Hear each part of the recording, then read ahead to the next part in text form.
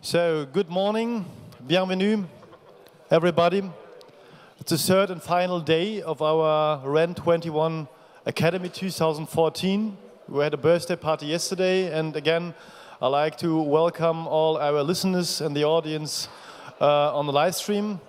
Good morning, good afternoon, good night, wherever you are on the global live stream, and good morning here. Would be great, ladies and gentlemen, if you could sit down right now, because we would like to start our final day.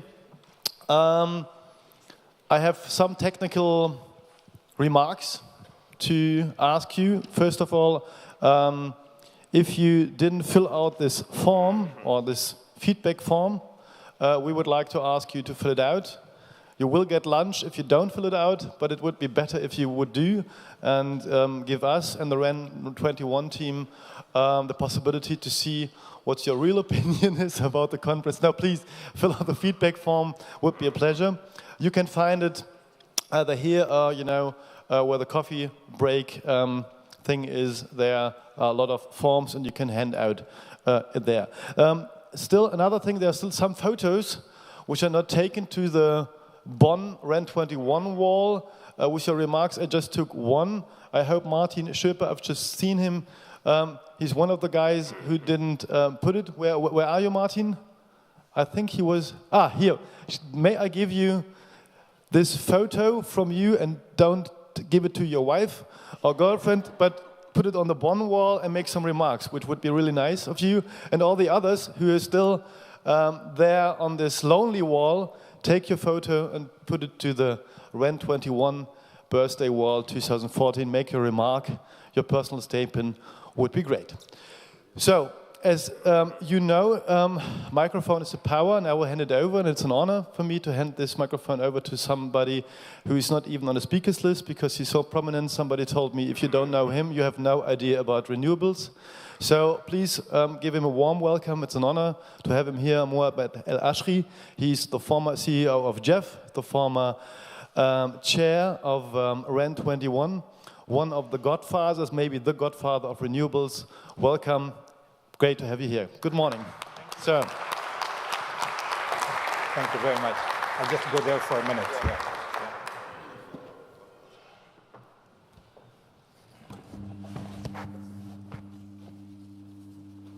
Thank you, Christian, for the very kind and generous introduction there. It's my pleasure, actually, to be with many friends and colleagues here, and I just want to give my own welcome to the people who have come to this academy, which I think is a terrific idea and I think has been great success. Congratulations to Christine and the REN21 team. So the panel this morning, which is the closing panel for the meeting, is about what will the next decade bring for renewable energy. And we have 8 distinguished panelists from different perspectives, as you will hear from a very brief introduction that I will give. But let me give my own perspective in just a couple minutes of what I think about the future of renewables. So a decade ago, and of course a decade ago was at the time of the Bonn Renewables Conference, 2004, and some of the participants and the actors from that time are here around this room as well. So a decade ago, the future of renewable energy looked very different from what it does today. Many scenarios and projections for 2020 have already actually been met or exceeded. Over the past decade, the evolution of policies, technologies, and markets for renewable energy has been simply remarkable. Between 2004 and 2013, the global annual market for renewables power quadrupled from 30 gigawatt to 120 gigawatt. Support policies have grown exponentially with, according to the GSR 2014, 138 countries now having implemented support policies in 2013. And since 2004, $1.6 trillion, that's trillion, not billion, and out of these 1.6 trillion, more than $1.1 trillion only in the last 4 years have been invested in renewables. Of course, we know that the investment has gone down the last 2 years relative to 2011.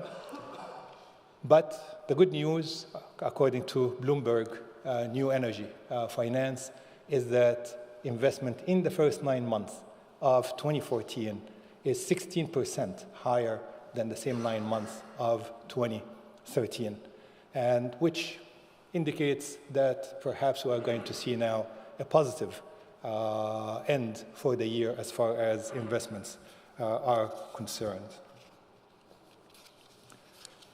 My own view about the future, I think the future is bright, very bright, and I base that really on 3 major drivers. One is energy security. More and more countries are concerned about energy security and are doing something about it and not just talking about it. Second is climate change, and we have seen the latest report, the census report, and the bad news that's in it if the world does not take climate and reducing emissions of carbon dioxide seriously. And the third one is universal access to modern energy services. And again, while the initiative came from the UN, countries now have taken ownership, and I'll just use India as the last one.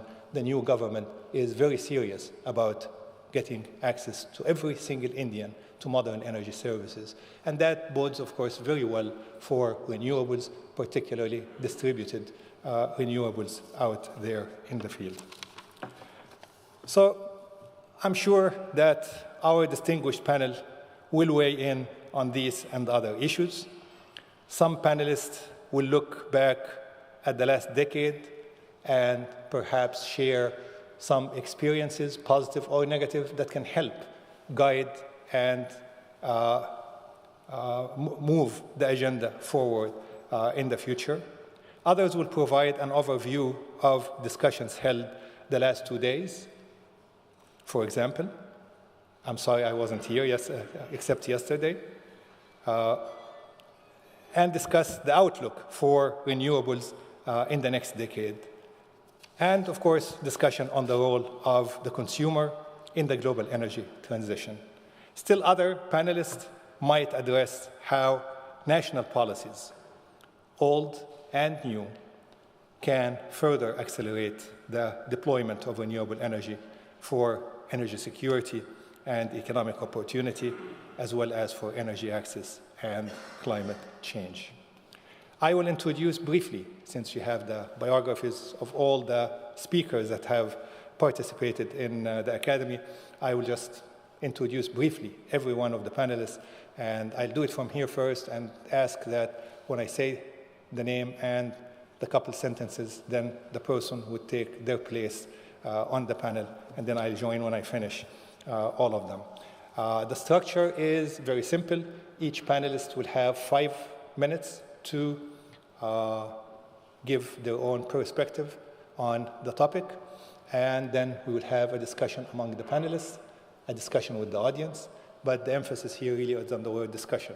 There are so many knowledgeable people in the audience here, and we want to hear your perspective as well in the question answer or making brief remarks after the panel. So the first panelist is Arturos Zerfos. And Arturos, of course, is the chairman and CEO of the Greek Public Power Corporation and also professor of the National Technical University. He led key European renewable energy bodies and has acted as policy advisor to governments, EU bodies, and policy fora. And more importantly, from my perspective, he's also the chair of REN21. Welcome, Arturos.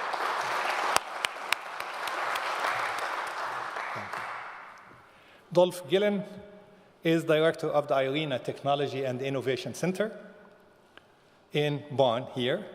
And Mr. Gillen has 20 years of experience in energy planning and has worked for the International Energy Agency, for UNIDO, and has a PhD from Delft University, Technology in the Netherlands. Dolph. Adam Brown is Senior Energy Analyst at the International Energy Agency, the IEA in Paris, working in the Renewable Energy Division. He has an expert knowledge of sustainable energy supply and the related industrial and environmental concerns. Adam.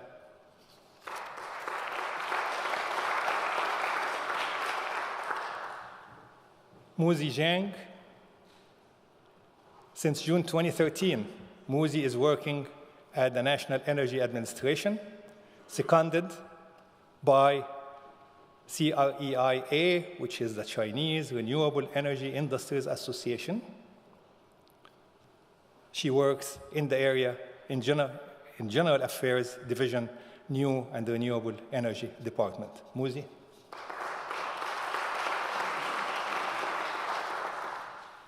Kevin Nassib. Kevin is the CEO of the South African National Energy Development Institute, which is a state-owned company. Kevin has been involved with REN21 since its creation and will be a key figure in the upcoming South Africa International Renewable Energy Conference that will take place in October of 2015 in Cape Town. Kevin.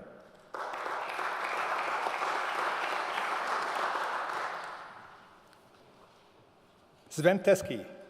Sven is Greenpeace International's Renewable Energy Director. He was also a contributing author to the special report on renewable energy of the IPCC and is member of the REN21 steering committee. Steve. Sven.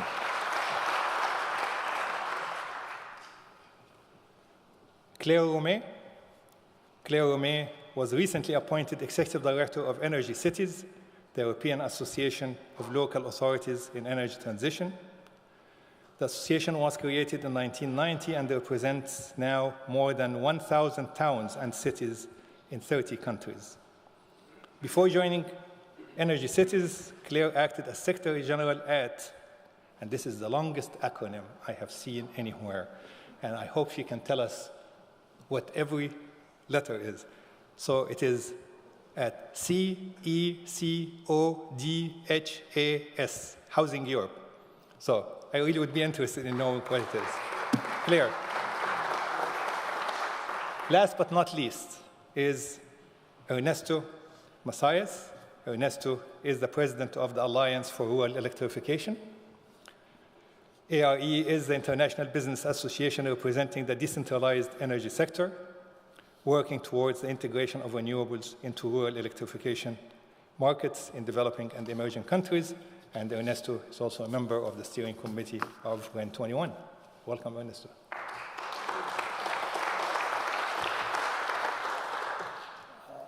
So now I join the panel and will call on Arturos to kick off this panel.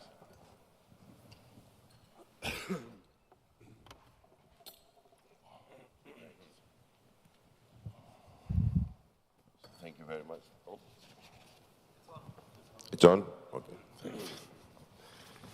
Thank you very much, Mohammed, for the introduction. And good morning to everybody. And I'm really excited to be here 10 years after the Bonn conference to celebrate the successes and look into the future. And if I look first to look back, what we're expecting during the Renewables 2004 conference, I think nobody expected that we'll be here 10 years after. Even the more optimistic, I would say, at that time, they would never really believed the success that the renewables had in this decade. So Mohammed made the reference to the numbers. I will not repeat, but still we have to look really this incredible advancement, but we had mainly on the power sector. Let me make that point from the beginning. This seventh-fold increase of the non-hydro renewables in this time, or 70 times increase of PV in that decade, didn't follow up with the heating and cooling part, which is a large part of the consumption, and which, if we want to achieve what most of this room, I believe, they are in achieving the 100% renewables, we have to tackle this part, which was not at the same level as the power sector part in the past decade. So what we have seen also in this past decade about the incredible deployment, the advances, we have seen advances in the technology which were together with bringing down the costs, which made really renewables affordable, if I could say, to everywhere in the world. And you spoke also about the number of countries that have now policies and targets which have been tripled in that period.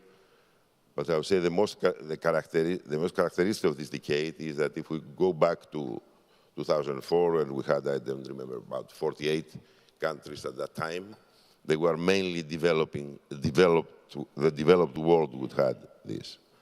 Today, this tripling of the countries comes mainly from developing countries. And I think this is the most encouraging signal that renewables are everywhere in the world.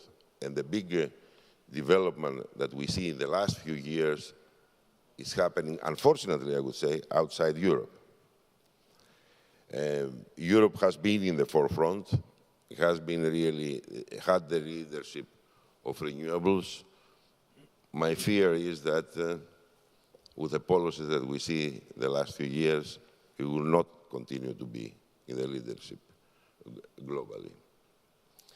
So I think the emerging of the developed world in the deployment of renewables, for me, it's the extremely positive sign of these last few years of this decade. But also what we have seen, let me just put also on the international organization part, first of all, starting with REN21, who was born here 10 years ago, and has now really a very robust network with 500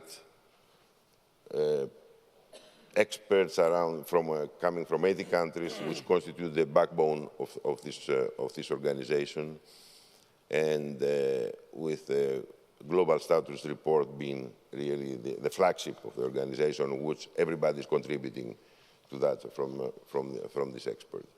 So REN21 has developed, but what has been a great success, a big advancement for renewables, I believe that many people worked and hoped in the past is the creation of IRENA, of the International Renewable Energy Agency. I think this is really a major fact that has happened 5 years ago, and I think also signals that we enter into another period in the international scene for renewables. Today, IRENA, I think, has about 135 member countries, which shows exactly, again, this aspect of the global aspect of renewables. But also the IEA that we have on the panel has really changed, scaled up, I would say, its analytical work during that period. And that also is a signal of the biggest role that the renewables are playing in the international scene. And last but not least, the UN Secretary General, with the announcement of the Sea for All and the goals of the Sea for All, where one of the 3 pillars is the doubling of renewables globally by 2030.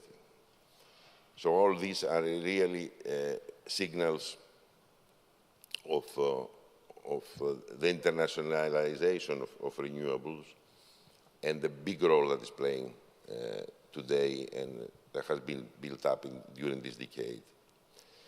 So I would say that renewables in this decade passed from being in a niche market to the mainstream, in a nutshell. And the continuing technology advances, the rapid deployment that we have seen in energy technologies, have demonstrated that the question is no longer if renewables have a role to play in the provision of energy services, which was really the big discussions back a decade back, but how can we best increase the current pace to achieve the 100% renewable future with full energy access for all. So the question is not if it will happen, it's how fast. And if in reality the planet of how fast renewables will really achieve the 100%, is how fast the planet will try to survive in a better condition. And I think these are the two are linked. So this past decade, I would say that has set the wheels in motion for the transition to the renewables future. But it's not given, on the other hand. And we have seen that, I think, in the last few years in Europe, especially. This is not a linear story, that it will continue to increase in a certain way. So it needs a concerted and sustained effort in reality to fully achieve it. So continuous targets, ambitious targets, innovative policies, technological advances. With all this, I believe again that we'll see renewables to surpass all expectations as they did in this past decade. And the whole development has been based on policies that we have seen coming in different countries. So, and will continue, but the policies will be different. So we are in another stage, and we need some other kind of policies in reality. So first of all, as I said at the beginning, we need a range. I'm sure that we will see in the next decade a range of pure policies to support renewables, heating and cooling, which again, I think it's extremely important. But for the power sector, where we have seen the big success, we need new policies. The debate is not the same. It's not the debate that we had 10 years ago about support system and the kind of support system. Now we need policies how to integrate renewables in reality in the power in the grid in the power sector. So we need new market rules. We see again in Europe that the way that the market has been designed is not functioning with all the renewables that we have today. So we need new market rules, new policies on the market rules for the balancing, for demand responses, for net metering, which is extremely important also. So for transmission planning and access. And also, if we want to integrate renewables into the whole sector, then we need policies for transport, we need policies for industry, and for rural energy. So I'm sure that we'll see really these kind of policies coming up in the next years, and which will help renewables play the role that they should. And in all this, of course, finance is the key issue.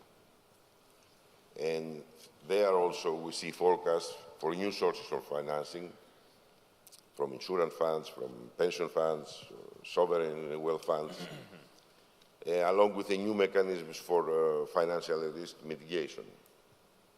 So there are forecasts that although, as you said, Mohammed, that we saw in the last 2 years that we have a decrease in reality in investment, that the investment, there are serious forecasts that show that by 2020, more or less, we have the doubling of the investment that we have today. So the 250 billion US dollars that was the investment last year, that we will be in the order of 400 to 500 billion by 2020. But it's critical, really, the new ways of financing, the new sources of financing are going to be critical for that period. So just to end up, I would say that today that renewables are mainstreamed, but despite the advancements that we have seen this decade, it is clear that we need to move faster and more deliberately if we are to achieve at least the goal of doubling the renewables by 2030 that was set by the UN Secretary General.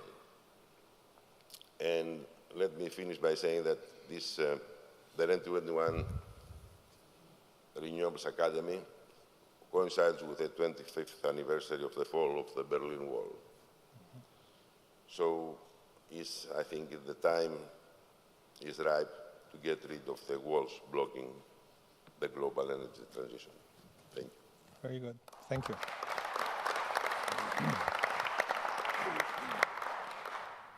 Thank you, Arturus. I'm going to follow the order that I was given by REN21 so that no one would blame me for who came first and who came later. So that's what I'm just going to do. I'll just go through the list exactly the same way, even though they're not seated in the same order. So next on the list is Dolph Gillen. Dolph? Thank you very much. Good morning, everyone.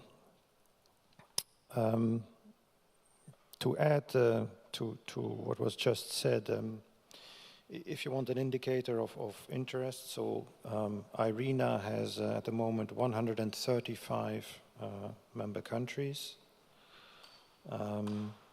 That's still growing, 2-3 countries every month. Russia has announced that it will become a member, so I think it reflects on a global interest in the topic. The decade of sustainable energy for all. While the Secretary General has called for a doubling, keep in mind that the General Assembly has called for a significant growth. So not yet everyone is on board. We are involved in that as hub for renewables and SE for all, and as chairing co-chairing the Energy Committee, Renewable Energy Committee. And the countries asked as well, what do you think of this political goal of a doubling? Is it feasible? So we looked into that. It's as part of the Remap 2030, we call it. And first we had to clarify, well, what are we doubling from, which year, and how do we define it? So we said, okay, it's final energy consumption. We start 2010, endpoint 2030. It was 18%, 18 times 2 is 36. Okay, we agreed on that. And the question was, can we reach 36? Conclusion is, after looking at 26 countries, 75% of global energy use, well, with renewables options alone, if we really do our best, we get to 30%. But then there are 2 more targets. There's also an efficiency target and there's an energy access target. Now, if you do that the right way, in a green way, that also helps to meet the renewables target. And so the full package, if you apply it to its maximum, can get you to 36%. Longer term, of course, more is possible, new technology development, et cetera, et cetera. The potential by country varies very much. The starting points are different. Some countries start from 0. Brazil, for example, is at the other extreme with nearly 50%. So, and And doubling from 18 to 36% does not mean everybody should double, and does also not mean everybody should reach 36%, and it also does not mean that everybody should add 18%. So you need a nuanced approach, because the policy, the conditions are very different, energy prices are different, and etc.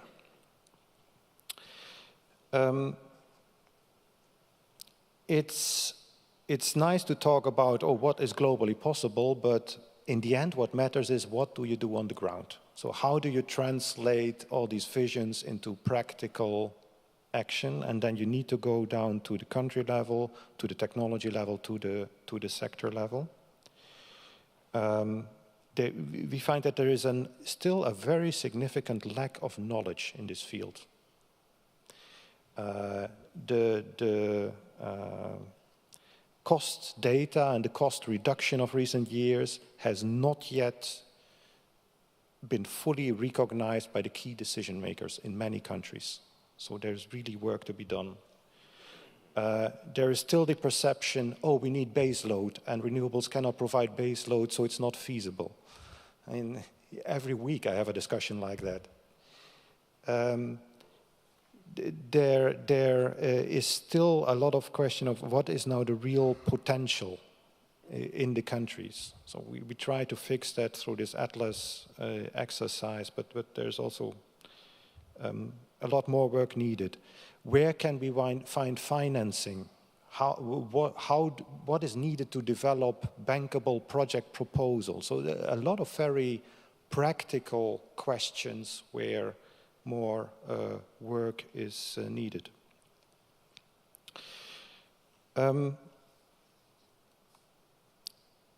The markets are also significantly distorted. I mean, we talk a lot about the subsidies for fossil fuels. It was yesterday again a report, 88 billion, I think, was the subsidies for fossil fuel extraction only in the G20. There is the issue of external effects, health effects, but also climate effects that are not properly valued. So we look forward to the outcome of the climate discussions next month in Lima, and then let's see what happens in Paris next year. I think the signal of an agreement between the US and China today was very encouraging in that field. So the questions we get around renewables is not only from an energy policy perspective, but very much from an economic development perspective. So how can renewables help on energy access?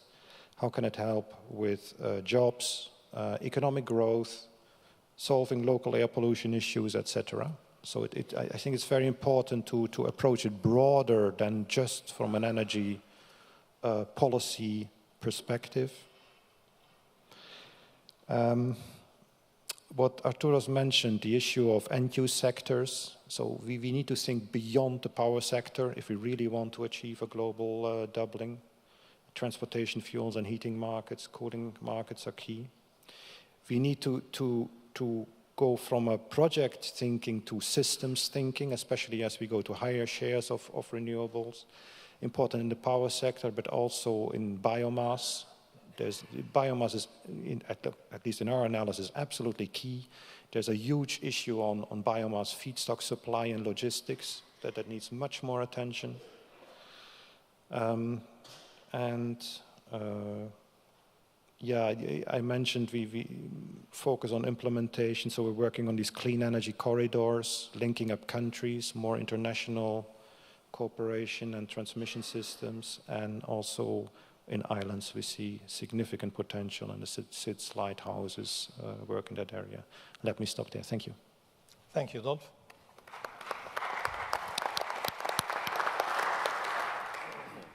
Next is Adam Brown, IEA. Is this working? Yes, it is. Good. Well, good morning, everybody, and it's a great pleasure to be here. First of all, let me send best regards and wishes from Paolo Frankel, our head of Renewable Division in IEA, who unfortunately couldn't be here today, so you'll have to put up with me instead, I'm afraid. So maybe at the risk of starting to repeat some of the messages that are coming out already, but let me just say a few words about what we see as the achievements of the last 10 years, and then perhaps some of the challenges which will affect the next 10 years, some of the new emerging challenges which we see.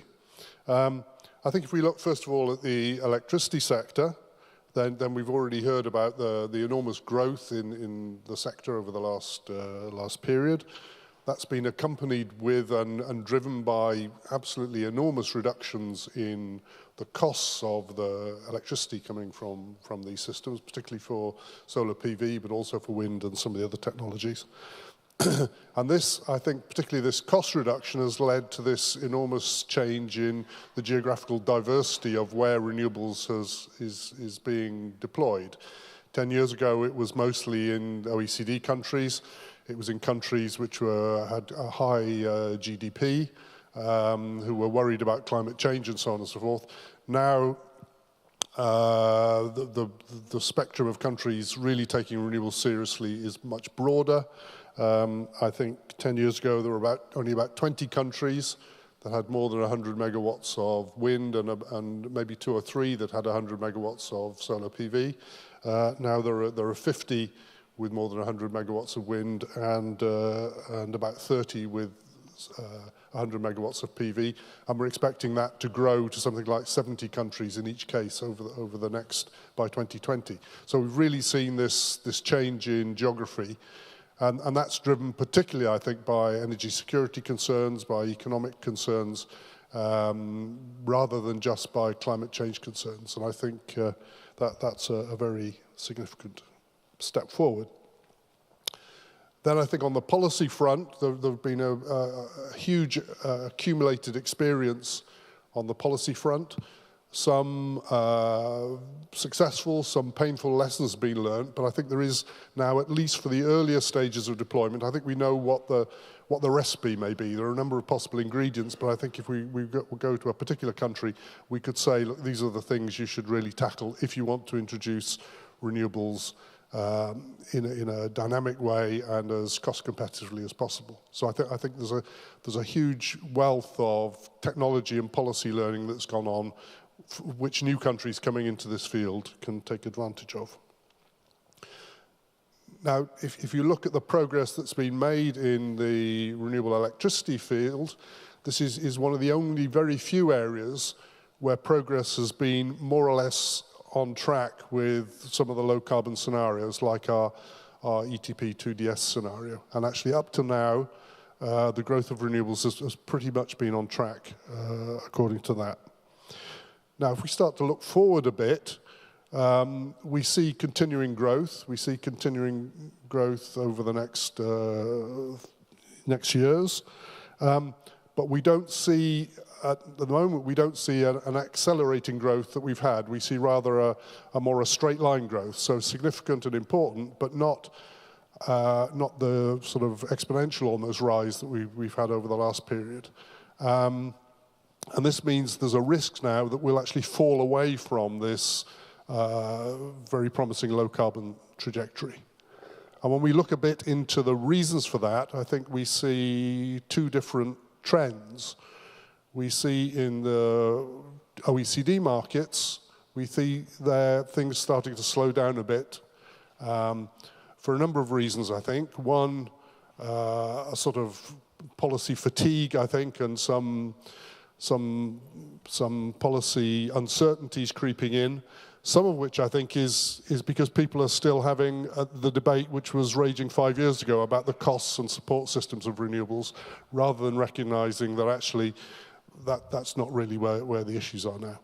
But then, of course, in these markets also life is tougher for renewables because you have a stable, steady electricity market, no great growth, and of course it's much harder to introduce renewables into that situation. Because if you want to have more renewables, it means you have to push something else out, and that makes life tough. So maybe in these markets, the issue isn't now how do we get a bit more renewables, it's how do we make room for those renewables, and then how do we integrate renewables into that market properly, and that leads on to the market design issues that have already been mentioned.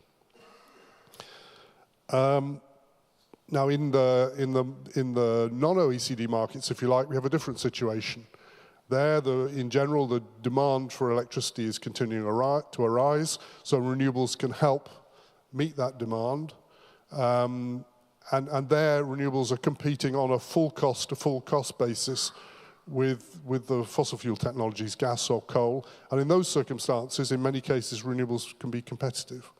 So we are seeing, and we expect to see, a continued growth in these emerging, what we call dynamic markets, and we expect that's where the weight of things will be. And I think that area is still a little bit in the sort of inception phase, and I think it's important that to encourage those new countries to move through that phase as quickly as possible. We help them take advantage of both the technology and the cost, and particularly the policy learning that's been done in the other countries. So I think there's a huge technology and a policy transfer task to be done there, really to help those countries accelerate. Now, we shouldn't forget the other sectors, the heat sector, where there are many opportunities already for cost-effective deployment of renewable heat. This, in many cases, can be easier. The integration issues, for example, can be much easier. And I think we're starting to see a realization that renewable heat can play a very important role in energy security, particularly, for example, in Eastern Europe, where there is a high heating demand, and where energy security, of course, at the moment is a major problem. And then the biofuels sector, perhaps still the most controversial and complex sector, where we've seen over the last years strong growth, but that has now tended to plateau out particularly because of continuing sustainability issues, but also some market-specific issues. We expect the growth there to continue, but actually there we're starting to see a growth again in emerging economies in Asia and Africa, rather than in some of the more traditional markets. And here again, I think we're at the point where a new generation of technologies, which the advanced biofuel technologies are now at last getting to the stage of large-scale deployment or large-scale production in the first-of-a-kind production facilities. But if we want to see those propagate and the next generations of those come through, then they will need to see a very clear, stable market framework which can give confidence to investors to invest in those technologies. And again, I'm not sure that we're seeing that right now. So I think the message across the sectors is that there will be continuing growth of renewables, but for that to happen, we need to see stable and encouraging policy frameworks. Renewables now don't need huge quantities of financial support, but they do need this stable investment framework which allows investment in these heavily capital-intensive technologies.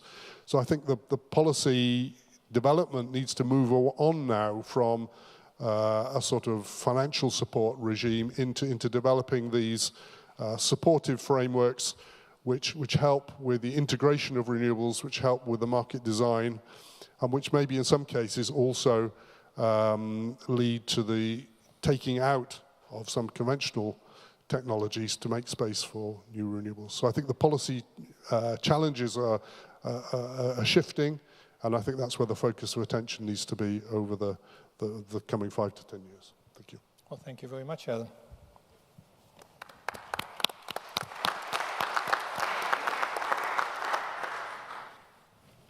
Muzi, you're next. Thank you, Chairman, Mr. Ashley. It's my great honor to participate on this panel on behalf of Mr. Li Jinfeng with the 8 senior experts to share the past and look forward to the future. Before my departure, Mr. Li asked me to make sure to give his regarding to the new and old friends here, and of course, to give the greeting to REN21. It is obviously that REN21 plays a remarkable contribution to the development of renewable energy internationally. In 2004, when many countries' politicians and far-sighted individuals gathered together in Bonn, planning the future for renewable energy was just an emerging field. That time, renewable energy had exorbitant costs. For example, the polysilicon prices peaked at 400 US dollar per kilogram. But through closer global cooperation and more rapid decline in cost, renewable energy has gradually become an important part of the field of energy. It's hard to imagine that after 10 years, by the end of 2013, cumulative capacity reached 1,560 gigawatts. When we open the REN21's annual report, you can find them as the historical record, clearly recording the journey of how global renewable energy negotiated various impediments and its 10 years history of trials and hardship, yet bustling with life. Of course, the achievement of last 10 years, China's renewable energy is also amazing. Fast forward to the end of 2030, the grid-connected renewable energy installed capacity reached 280 gigawatts, of which 77.16 gigawatt wind power, 19.42 gigawatt solar power, 8.5 gigawatt biomass. The cumulative installed capacity reached 60%, 276%, and 3.25% by the years of 2004, respectively. From the electricity generation perspective, the number reached at 1,075 gigawatt-hour end of 2013. Renewable energy provided 20.3% of China's total generation capacity. Commercial renewable energy reached 9.2% of primary energy consumption. But through this data, we need to pay attention to two important backgrounds of renewable energy in China. One is that the energy resources and consumption situation determines the main tasks and outstanding problem of Chinese renewable energy development. As we know, the resources and consumption of renewable energy in China is distributed in opposite direction. Therefore, power supply construction and power grid planning required constant coordination, and we need to guide the development of renewable energy to shift to central and eastern of China, and guide it to shift to distribution utilization. Second, the development of renewable energy in China is rooted in the traditional energy-based electric power planning and also the transmission and distribution monopoly market environment. Therefore, in the past 10 years, the management of e-development was focused on scope. Grid dispatch, it was focused on avoiding volatility shocks, and renewable energy was not involved, even not involved in power balance right now. But with the increase of renewable energy group cluster effect, with the promotion of renewable energy production and construction revolution, grid planning should take prioritizing satisfaction of needs of renewable energy development as its basic principle and realize the true meaning of full protection purchase of renewable energy. That is to say, last decade, we are solving the problem of going from nothing, almost nothing, to something. But in the next decade, we want to solve the problem of doing something to something better. To solve how to expand installed capacity, to efficiently increase incremental capacity, and how to balance the development. Currently, global renewable energy is growing vigorously, just as the analysts of energy economics. The third industrial revolution will present a picture of energy democratization. This picture has three aspects.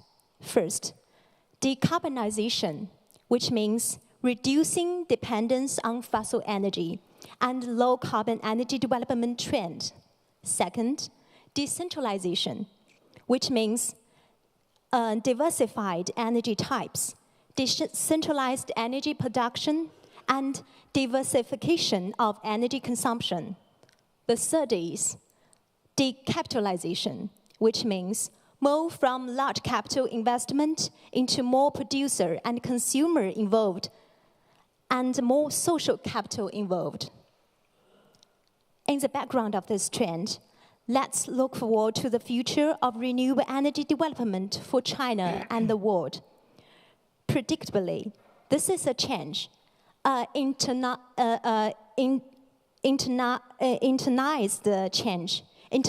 change, from system design to plan implementation, from production to livelihood to people's behavior. At the same time, the endurance desire in the depths of people's heart for the clear blue sky, for convenience, energy, use, and payment method will further accelerate the pace and progress of renewable energy and also energy revolution. When we stand at the end of 2040, on the watch for 13th five-year plan, on the watch for next decade, I want to say this revolution from government to community, from factory to family, from institutes to enterprises, from the country to each person. None of us were spectators or bystanders. We are all the most direct and closest consumers, participants, and promoter. Just as Peter F. Dirac said in his Managing in the Next Society, we have just entered the river, and its float rate will be faster than our imagination. Thank you. Thank you, Music. And thank you for sticking to 5 minutes. All right, so next is Kevin. Thank you, Mohammed. And by the way, it starts to look more and more like a reunion of the first REN21 steering committee, and it's very pleasing to see so many people that have remained committed, I think, over the past decade, and I think it's pause for reflection that it does take commitment, and a lot of people in this room have contributed largely, I think, towards the growth, not only of renewables, I think, but a policy shift in support of climate change mitigation as well. Thanks also for highlighting the CIREC conference next year. That's much appreciated. I've been spending time over the past couple of days highlighting it everywhere I go. Certainly from our side, and I'll talk about that in the next minute or two. I want to talk about the significance of CIREC 2015 from a developing country perspective. But first, let me just also extend my apologies on behalf of Dr. Wolsey Barnard, the Acting Director General in the Department of Energy in South Africa, unfortunately not able to join us today. We have a number of pressing challenges back home, and I alluded to some of them on Monday, particularly the electricity crisis that has just resurfaced back in South Africa. So he has his hands full at present, so I'll be standing in today. I think one of the important things to touch on if we have a focus on the next decade is what do we need to do to position ourselves to get to the point where 100% renewables by 2050 is possible. You need a point of inflection. That point of inflection might well be 2030, yes, but we also have to be realistic, in my opinion, as to what we expect as being the driver for that point of inflection. When I think of power generation, I think it's entirely possible that by 2050, new capacity on the grid could all be renewable energy. I find it more trickier to look at transport fuels, and particularly aviation industry, and I think, Dolph, you've already also alluded to that, as being a challenge. I think the world's not ready to migrate to 100% renewables in that space. I don't think it's technologically possible certainly given the yields that we get from biofuels, and unless we find better, safer alternatives, we are going to be limited in that regard. Also, I think the emergence of a shale gas industry also plays a role in continuing the use of fossil fuels, and here renewable energies can learn a lot by inviting opportunities for hybridization. In South Africa, we are actively pursuing the use of CSP as a means of promoting hybridization, particularly with coal, since coal is in abundance in our country, and we know that we're going to be dependent on coal for the next decade or so at least. So we are realistic, but at the same time, the driver is there to make the change. I think something that came up in the discussions yesterday about distributed generation, very important that we note that for countries like India, South Africa, even for the rest of Africa, distributed generation remains a viable alternative. Not enough attention is being spent. Yes, it does raise its head at forums like this, but it's not getting the attention we think it deserves. It's very important for us because it's a trigger for socio-economic development. We have an opportunity to leapfrog some of the development challenges that have been experienced by the more established, mature economies. And so for us, it becomes an important way in which we can create jobs and also to introduce new technologies, smart micro or mini grids that are DC-based even, provide a powerful catalyst for growth. I think the policy shifts overall will continue to shift in favor of renewable energy. It's a trend that's there. And Mohammed, you've mentioned the numbers of the countries that have now taken up policies in support of renewable energies. For us, that is obviously a trend that will continue. From our perspective, however, the issues around carbon markets remains a challenge. So many countries have looked at carbon taxes, backtracked, some very formally and openly. South Africa going through the same issues now where industry creates pressure on government to actually backtrack as well in support of establishing a affordable carbon market. So for me, that's a limiting factor moving ahead. In the South African context, solar heating and cooling will continue to grow. We've noted before in the course of the proceedings this week that is a very viable alternative, particularly for economies with their insulation resources like we have in South Africa. More and more of our customers are choosing rooftop PV as viable alternatives now that the price of PV has come down so dramatically. So now more and more consumers are becoming aware. We need to do more as a community, as a network, to make sure that consumers are more aware of the alternatives. And we need a coordinated program in some case to help spearhead the introduction of technologies like rooftop PV. Other technologies not doing too well. Ocean energy systems for us, nowhere near the stage of maturity that we'd like to see. We hope that there will be a coordinated campaign, maybe even driven by REN21 or IRENA, that really starts to put this type of technology in the mainframe. I'd just like to end off, given the time constraints, I'd like to end off, I was going to mention bioenergy. I think also given the fact that it plays such a big role, particularly in sub-Saharan Africa and in parts of Asia, are we doing enough to drive the conversion of biofuel, biomass into energy and also waste to energy? Is that also a big enough focus for us? And then lastly, for SAIREC, what is it that we expect as South Africa, as a host country for the next IREC, and very proudly so? What do we expect in terms of outcomes? Well, certainly one of the things we want to do is to give Africa a voice. Make sure that sub-Saharan countries in particular have an opportunity to share their developmental challenge with you as a means of triggering innovation on your side and opening up new markets. Also to give them a platform to highlight some of their innovation, show you what's being done in their countries that could also help generate smarter ideas about how we want to introduce better systems and networks.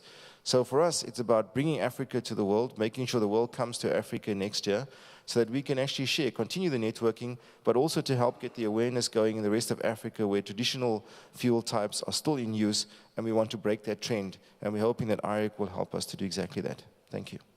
Thank you, Kevin.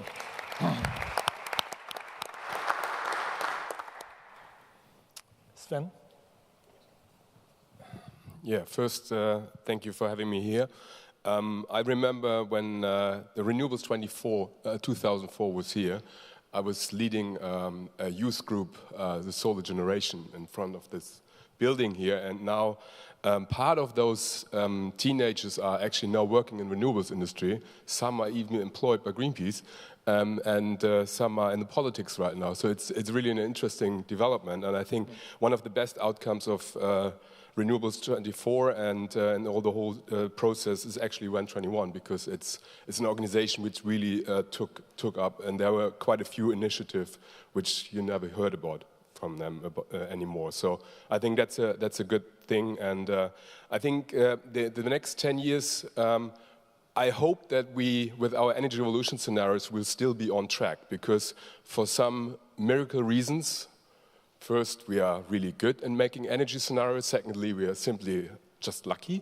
It's a mix maybe of both, and we were always very correct on PV and wind, and not so correct on energy efficiency. But we see it's now coming sort of to a corner where this curve, our projection, and the real curve sort of differs a bit. And I hope we will sort of get back on track again, because I think we have done sort of the first step was to deliver to the same cost. And now the second step is to deliver on the same time. And so the entire grid integration, infrastructural, that's basically the real challenge right now. The problem is that on the political side, politicians still don't know or don't want to know that renewables are actually cheaper. And that's a real challenge to keep saying that. It is also a challenge, being a German, to see that if somebody wants to run for chancellor, they actually really wanted to team up with the coal industry again. We see that right now. That sort of the debate about do we phase out coal or not is more a political debate than an energy debate. And I really thought. When the former environmental minister Gabriel changed to an energy minister, that will continue. But we see right now some sort of delays. And I think in the face of climate change, and we feel it everywhere. Even here we feel it. 1st of November, a few days ago, in Hamburg we had 20 degrees plus. And I think that's not normal. We see climate change quite a bit, and therefore I hope that renewables will be as fast as possible in order to prevent climate change. I see sort of the emerging decade is a decade of offshore renewables. I see a lot of mega cities who are at the coast, and I think offshore renewables, like offshore wind or offshore ocean energy, can be combined with storage technologies. And I think it's an emerging. It's not that they're economic in the next 10 years, but the development, I think, it will take place. And I also think that the fight of existing power plants against new renewables will take place. I mean, I think that in terms of new build, the fight is almost won in terms of, okay, gas is also quite emergent, but main thing is gas and renewables. So the next very important and very hard fight right now is what are we doing with the existing power plants? And that's actually a very, very tough fight. And we see that especially in OECD countries, where 1% more renewables means 1% less of something else. Not so much in emerging economies because the demand grows, so it's not, the competition is not that hard. But I think that's a serious issue. I don't know if the storage problem will be solved in the next 10 years, but I hope it will be solved. If this is the case, then I would say that the utilities will lose almost all of their private customers, because what is the motivation for a customer if you can produce your solar electricity already cheaper, and if you can actually store it for a cheap price, then there's absolutely no motivation to go to a utility. I see that most of the utilities don't have that on their list. I see that also German renewables who denied that renewables will play a major role are now in deep problems in terms of return on investment and in their margins. And that's one of the reasons why they fight back. They just haven't seen the development. Unconventional oil and gas, it might sound a bit strange, but I really hope, from Greenpeace message is strange, I really hope that the oil price remains on this level as it is today. Because the problem is if it's too expensive, then all those dirty solutions become economic. And that's not what we want. We want the oil industry out of the Arctic. We don't want oil shale. So we will put a sort of a natural end to oil, which would then push more for solution in transport and in terms of replacing fuels, fossil fuels, with partly with electricity, and not to a major part for biomass, because we see sustainability problems there. I also hope that nuclear, the debate of nuclear is finally over. As an engineer, I never understood why nuclear actually played a role, because if you do an engineering check, you tick your boxes. At the end of the day, you have to say, oh, nice idea, it doesn't work. But unfortunately, that has not been the case. We've seen some nuclear developments, and it looks more and more that nuclear is actually not a technology, but a religion. If you see that the UK wanted to build a nuclear reactor, which I actually believe they will never ever build that, but the political framework is there to have almost 19 cents per kilowatt hour for 35 cents. You can produce less than half the cost solar in the UK, and the UK is not a sunny country.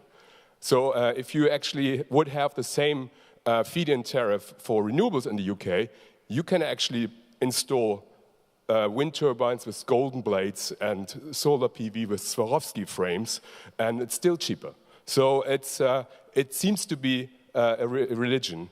Same with CCS. CCS was a very convenient argument from the coal industry, saying, okay, there will be some technology, and we just hide it in the ground, and that's it. And it doesn't work, and we have 120 megawatts now commercial size. That's basically the daily installed capacity of solar PV. So it doesn't really play a role, but it does play a role in the debate. And last but not least, I hope that the 100% renewable energy idea becomes a trend, sort of a mainstream trend. And I would actually don't care if it's 98%, it's fine as well. But it's sort of in this direction, because we need it for the climate imperative. We need to protect the climate. And I hope that we will see something in Paris, and that people actually understand that high renewable energy target is actually economic advantage. So the politicians should actually compete to the highest target, because it is an economic advantage. And hopefully we get the message across. Thank you. Thank you, Sven.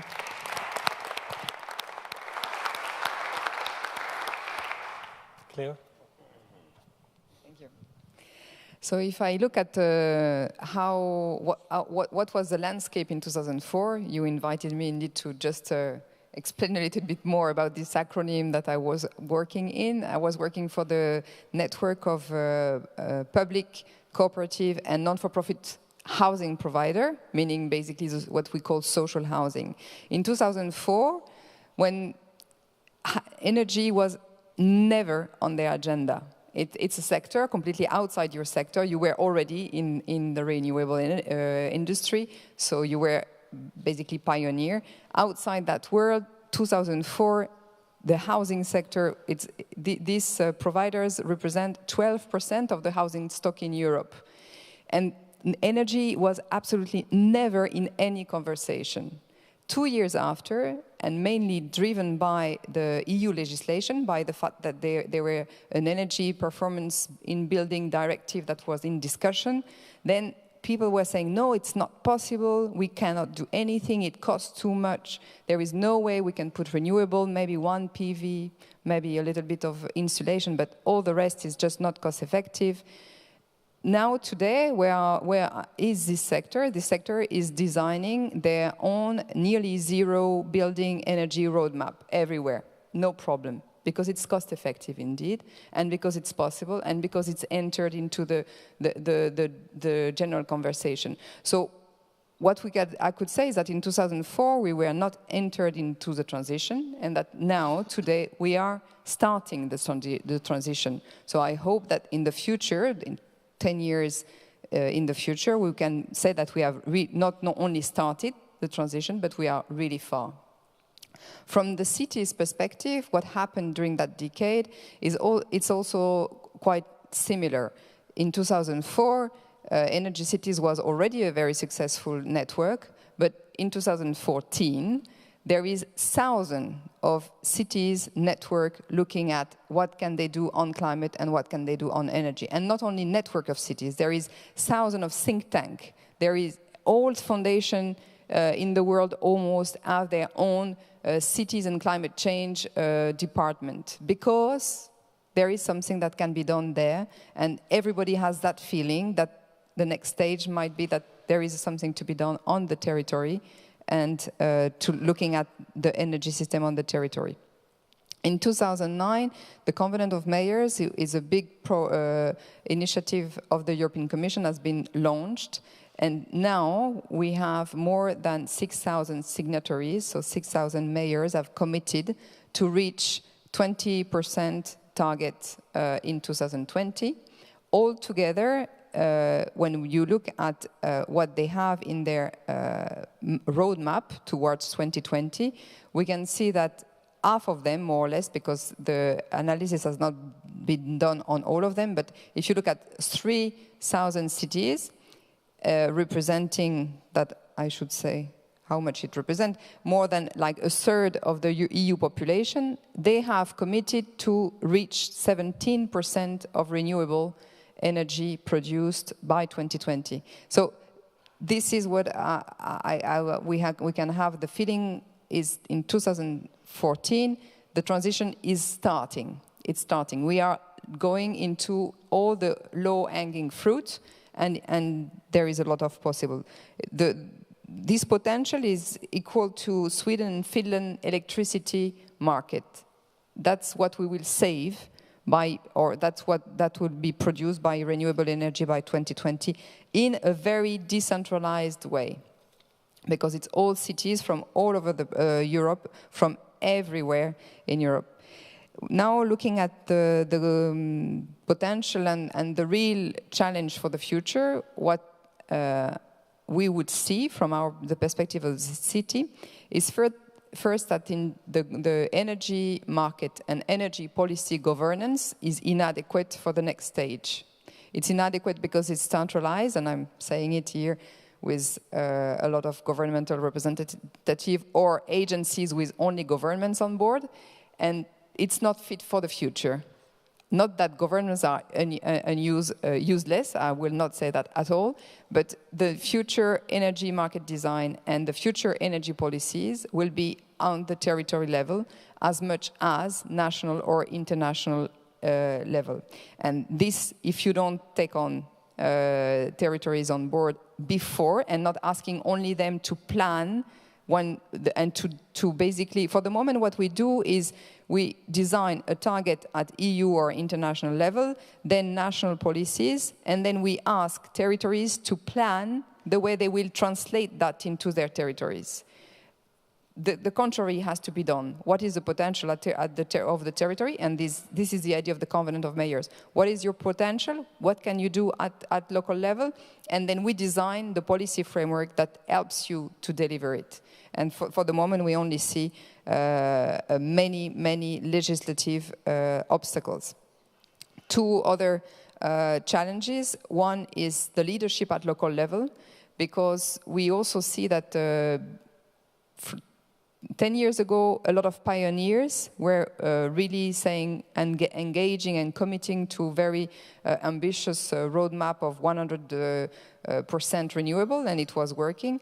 But now, for the next stage, we also feel that we need to empower more the local leaders to be ambitious. It is possible, but sometimes it's not easy, especially today, because in the present we are in crisis, and the crisis doesn't help to make the story of the energy transition. And the final one is the solidarity, because when we speak about the different territories' potential, you were just mentioning that it is possible on the sea side to be a mega city, but it's not possible everywhere. And we need to really rethink also the fact that the next decentralization process needs to invent new solidarity mechanism between the different territories. Thank you. Thank you. you very much.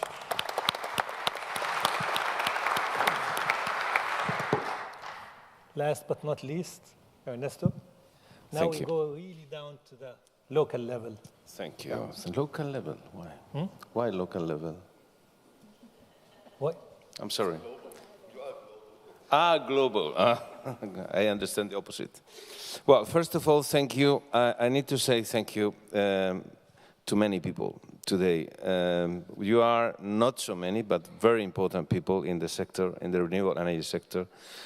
For me, it's a time of kind of nostalgia, you know. I remember 10 years ago, it was my 4th time in the sector. I was the president of the European Photovoltaic Industry Association, that at that time was very small association, yet. When I joined the PV sector, I said to some of my colleagues, you know, the PV sector is about starting now. So for people that at that time were working for more than 20 years was a kind of insult. I would say today we are about starting yet. And I want to say thank you and to play a kind of tribute, because if we have achieved, we have made many mistakes also, but if we have got what we have got globally, it's because, well, REN21 was born 10 years ago, and thank you, first of all, for the invitation and for organizing this very interesting meeting. But I need to pay a tribute to many researchers that are not here today, some of them they are, that had been working for a long time in laboratories. 10 years ago, there were a few. Now, and this is my hope, there are thousands all around the world working in technologies that we can imagine now applied for renewable energy. And yesterday, it was very funny, because in 2004, nobody could imagine that this will exist.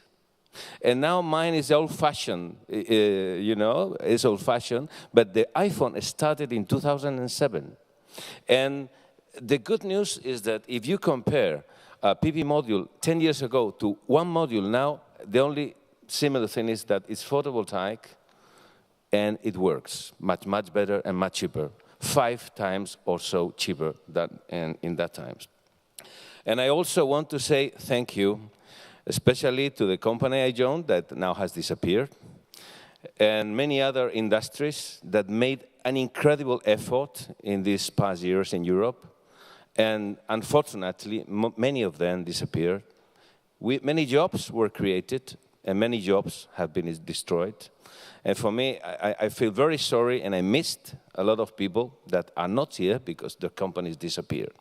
It's a kind of sacrifice that the global result of a kind of war that we had and we lost, but we globally won. It's like when we celebrate the fall of the wall, the wars are always dramatic, but in this war, globally we have won.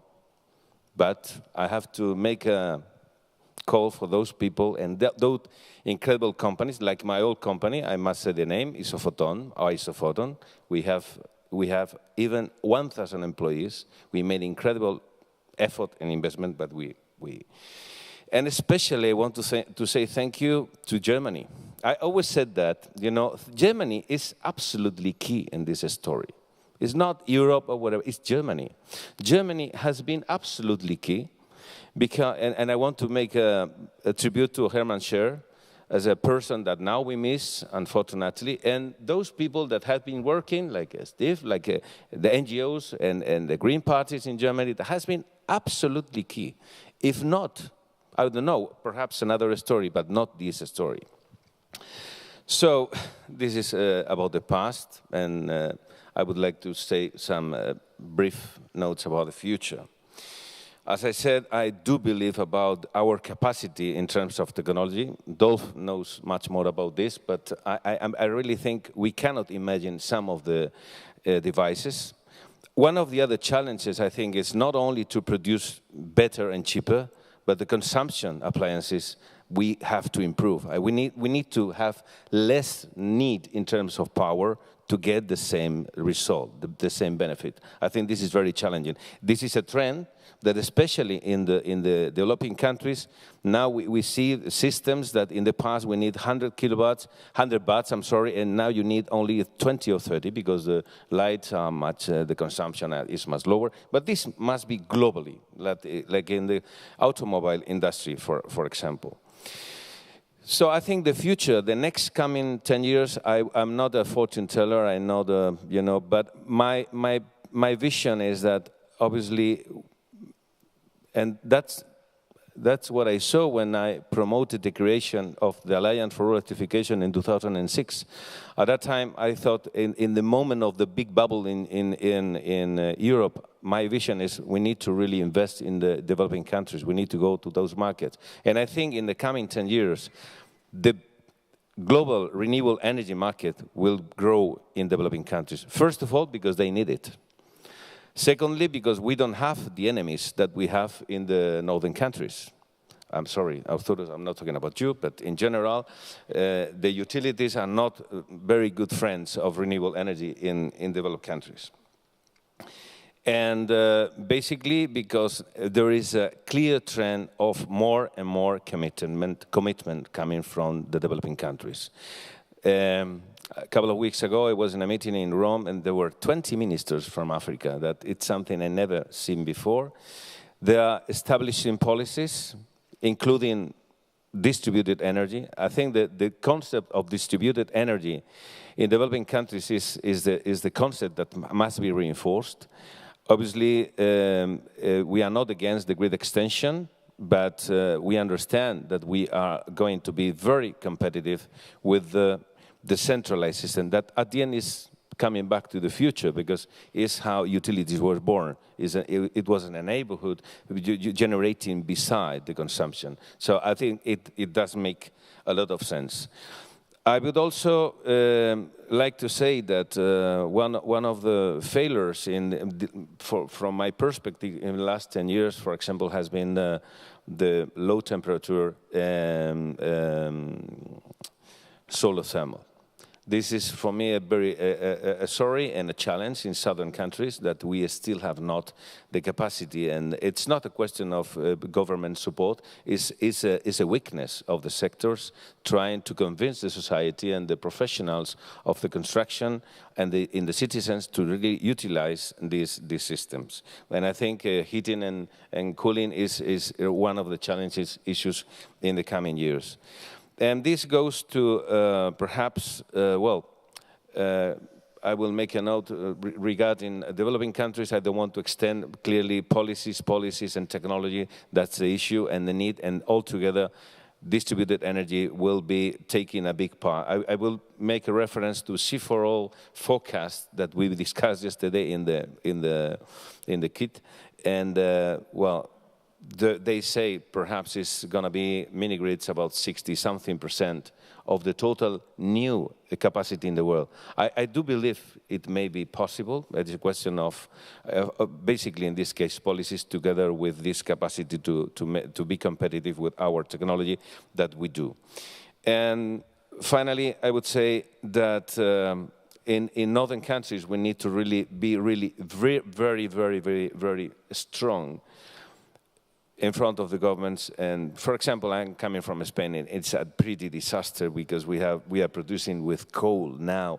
We don't need it at all. We have a lot of sources to produce our need, but there are no policies to really stop this crime because it's a crime. We don't need it. It's a question of the benefit of the companies in the short term and a disaster for the world, and we need to stop this immediately. So it's very important to something that is a dream, but I will put it on the floor.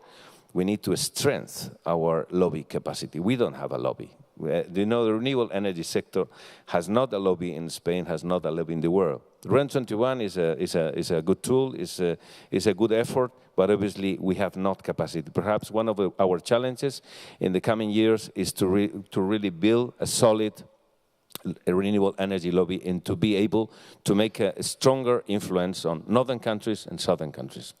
And thank you very much. Thank you, Ernesto. Well, thank you all very much for the excellent points, remarks that you have put on the table here and the perspective that you have. And we'll start now the discussion with the panel first.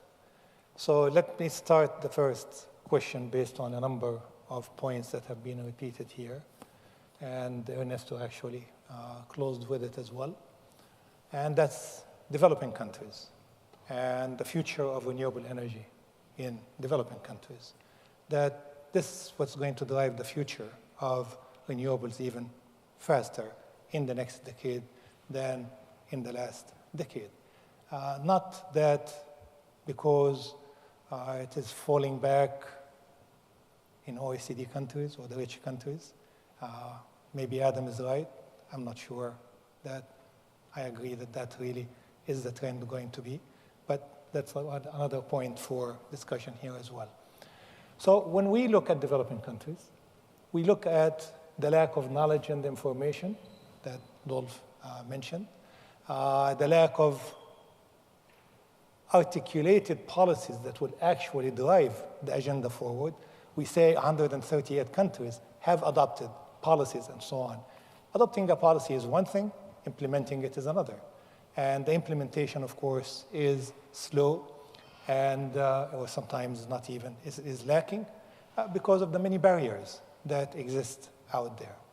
So it reminds me of someone once said, it's easy to put the train on the track, but it's another thing to get the train moving and reaching a destination. So if I just would look at the train as renewable energy, and the destination is developing countries, the question is, what is it going to take to speed up that train? Finance is one thing, but that is determined by the kind of policies and the markets that are established in the countries. So I wonder if, anyone on the panel would like just to elaborate on that further. China is a good model, but I'm not sure that with the size of China and with the capacity in China, you can take that actually as a model for some of the small countries in sub-Saharan Africa. So, Ernesto, I see you have the microphone, so why don't you start? Okay, I will be very brief. First of all, I don't think China is a developing country, first of all. It was, but now it's a rich country with differences in between some people and others. But when I make a view of a typical developing country in Africa or in South Asia or Latin America, what it is absolutely is, number one, and I think is, if you don't have this condition, nothing is possible, is the commitment from the government.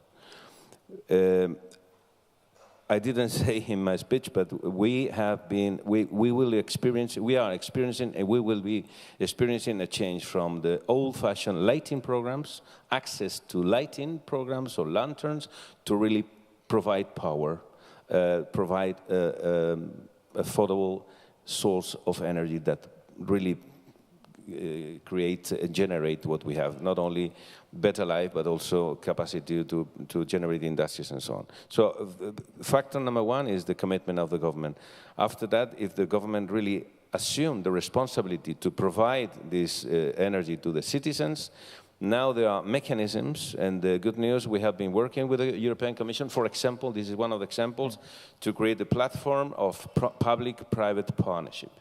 This will work, and if we have this clear framework, and we are going to get it, and we are getting in some of the countries, in developing countries, for sure we will create a market.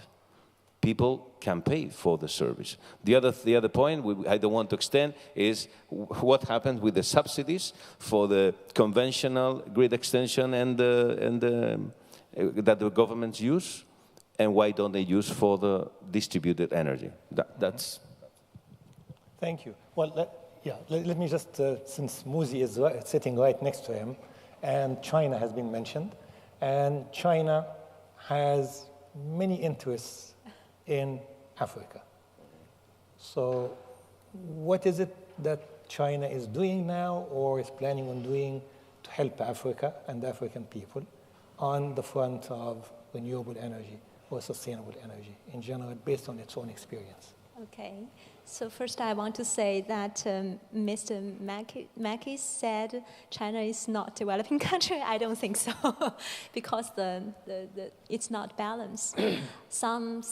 Just as I mentioned in my statement, some place have some monies to do renewable energy, but some place still don't have enough money.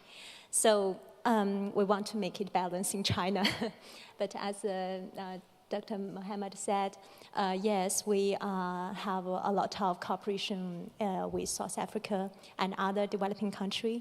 But right now, I think to do renewable energy emergent, to push it forward, is not only one country's standards. It needs more and more global cooperation. Especially, I think China capacity is booming, but we of course lack of some of the technology side. For example, the offshore wind, the distributed utilization, and of course the renewable energy cities. So I think to make the capacity and the technology together and to help the other developing countries is very important. Yeah, I think in the future we need much more platform. For example, REN21 and other platform for financing to push the cooperation together and to help the others. So I think just as I mentioned, in the future, it is globally cooperation. It is the democratization cooperation. It is decentralized cooperation. I think that can make the energy, make the renewable energy together to go to the further. I think that is my... Thank you. Thank you. You make the point about cooperation. We'll come to that later because I have a note for myself here as well. So we'll get back to that later. Sven, you? Yeah, I want to add 2 points. One is, and as already said, subsidies. It's a huge problem that sort of fossil fuels are subsidized directly or indirectly, and then you need a subsidy to compete on the other side. So it doesn't make sense to put on both sides subsidies. You just draw one side, and then you have a level of playing field. And the other thing is, it's a sticky little issue nobody wants to mention, but the problem is that corruption is a huge problem in energy systems, from bribery from oil companies and coal companies. We see that examples all the time. In setting up new energy systems, you actually have a long-term customer, and by setting up renewables, you don't have sort of a long-term customer for fuels. So that is a huge problem. I think the renewable energy systems will expand in the future, also because of security of supply and independence from world market fossil fuel prices. I think that's a huge argument. I have to say it's probably a stronger argument than climate change, but at the end of the day, I actually don't care why it's getting deployed. It should be deployed. But those sort of subsidies and sort of governance issues are really important. And also, I think we can't sort of say that the situation is everywhere the same. We have basically 4 different country types. We have the technology countries like Germany or Japan, where sort of countries who actually wanted to sell technology and develop technology. Then we have resource countries, where we have a complete different debate in Australia, for example, or Canada, on renewables, because the market is sort of their main income is to sell fossil fuels, and sort of technology development is not really sort of an issue for them. So it's a very different debate. And then we have a trade countries where sort of tradable stuff is very important. And then we have the sort of sitting on the fence country, where basically they just watch what's going on as customer, and manufacturing countries. So we have those different debates, and we basically have to adopt the different debates and the mechanism to that. And I think there's a huge sort of problem ahead of us is what are we doing with the existing power plants? Even when you see China did so much on solar and wind, but also installed almost 400 or more than 400 gigawatts of coal. And they're all built in the last decade. And I don't think that they will switch it off in the next decade. So they will operate for 20, 30, 40 years, and that's a real issue. What are we doing with that capacity? Thank you. Let me take one from Paul. Yeah. So let me crisscross and just take one from the audience and then come back to the panel again. Paul Sudding. And for those who don't know Paul, Paul was the first head of the Secretariat of REN21, and it's a pleasure to see you here. Thank you very much. Thank you, Mohammed. Does it work? Yeah. Thank you, Mohammed. And that is also why I would like to do a little contribution. When Christine told about this meeting, I thought, what would you suggest there? What would be the thing to do in the next 10 years, maybe for the renewables community or for REN21? And I came up with something which you may summarize under the word integration. Whereas in 2006 and 2007, we were very much concerned with scaling up or deployment, how IEA called it at the time, how to get this exponential growth going in many countries, not only in a few, etc. I think this has worked, and now, well, I came up with the integration. Why integration? Because, and I just may just refer to it. I heard the word integration from at least 4 or 5 of you today, and it's very much in relation to the electricity market, integrate renewables in the electricity market because there's so much resistance now, or maybe also in the other markets, and we have that in Germany. I was a little bit surprised that Sven even mentioned the word integration. I thought that he would say, okay, we will, 4 times, and you also said it. But I thought you may go for 100% directly. But anyway, why I'm saying this, to maybe specify a little bit more what that means. I think Dolph said we need to think more, less in project, more in systems. Somebody else said, Arturos, more, or maybe less renewable policy, maybe it's my interpretation, less renewables energy policy, more electricity markets. We need to think more into the markets. I think that's really the direction where we need to go in this community, to think more about the systems and the systems where we integrate. Well, I don't want to mention now the Green Book of BMW, maybe BMW I think Ursula will mention it later. But there is maybe also an example of how to do that. In any case, there needs to be maybe a little bit a shift in focus, more to the general from the specific.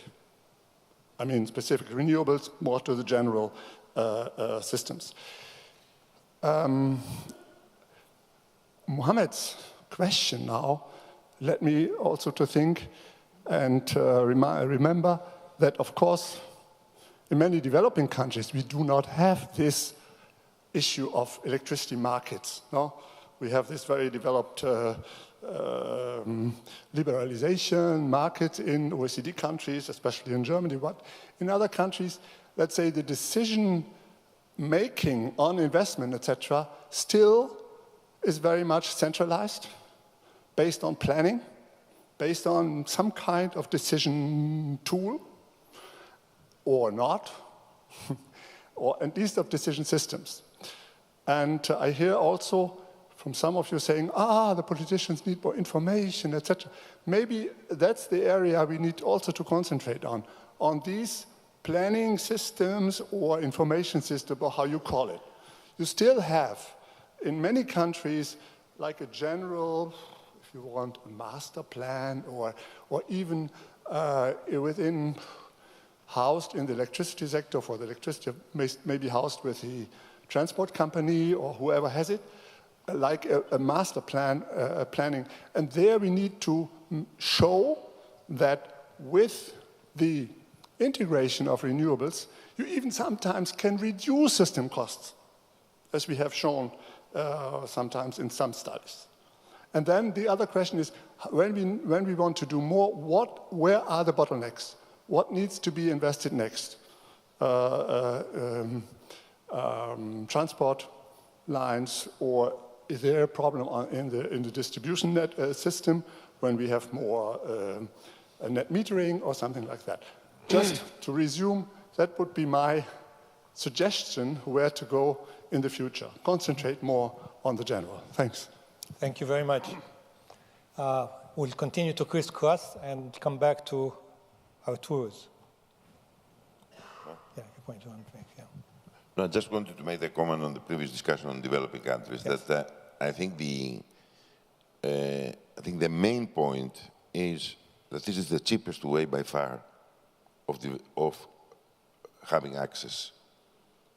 There that we don't have access, but also to many developing countries. The cheapest way, and I think this has to be realized, is, I remember, if we were talking 10 years ago, even more, that we were saying about PV, that the only, there that really is competitive is in developing countries, as being the cheapest solution for development. That was 10 years ago, before we saw all these changes in price, etc. So I think it's this realization and how really you put forward this fact, because this is the fact today. And so it is, as Ernesto said, and I agree completely, that it is a governmental decision at the end of the day, how in most of the country functioning. So decentralized, that Paul said. That's the decision-making process in most of the countries. And I would say the example of China, which is, for me, it's really the biggest success of the last decade. When I remember the first time I went was 2002, 2003.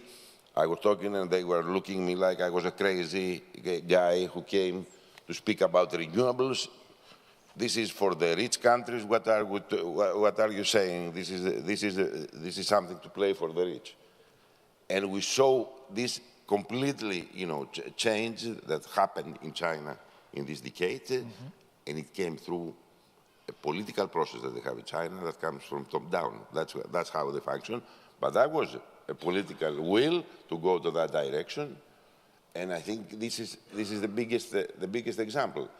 But my main point is, it is the cheapest way, and this is what we have really to be to the policymakers, but of course there are the reactions from the other sources, as Ernesto was saying before, that they don't want this to happen, but this is it's a part of the game.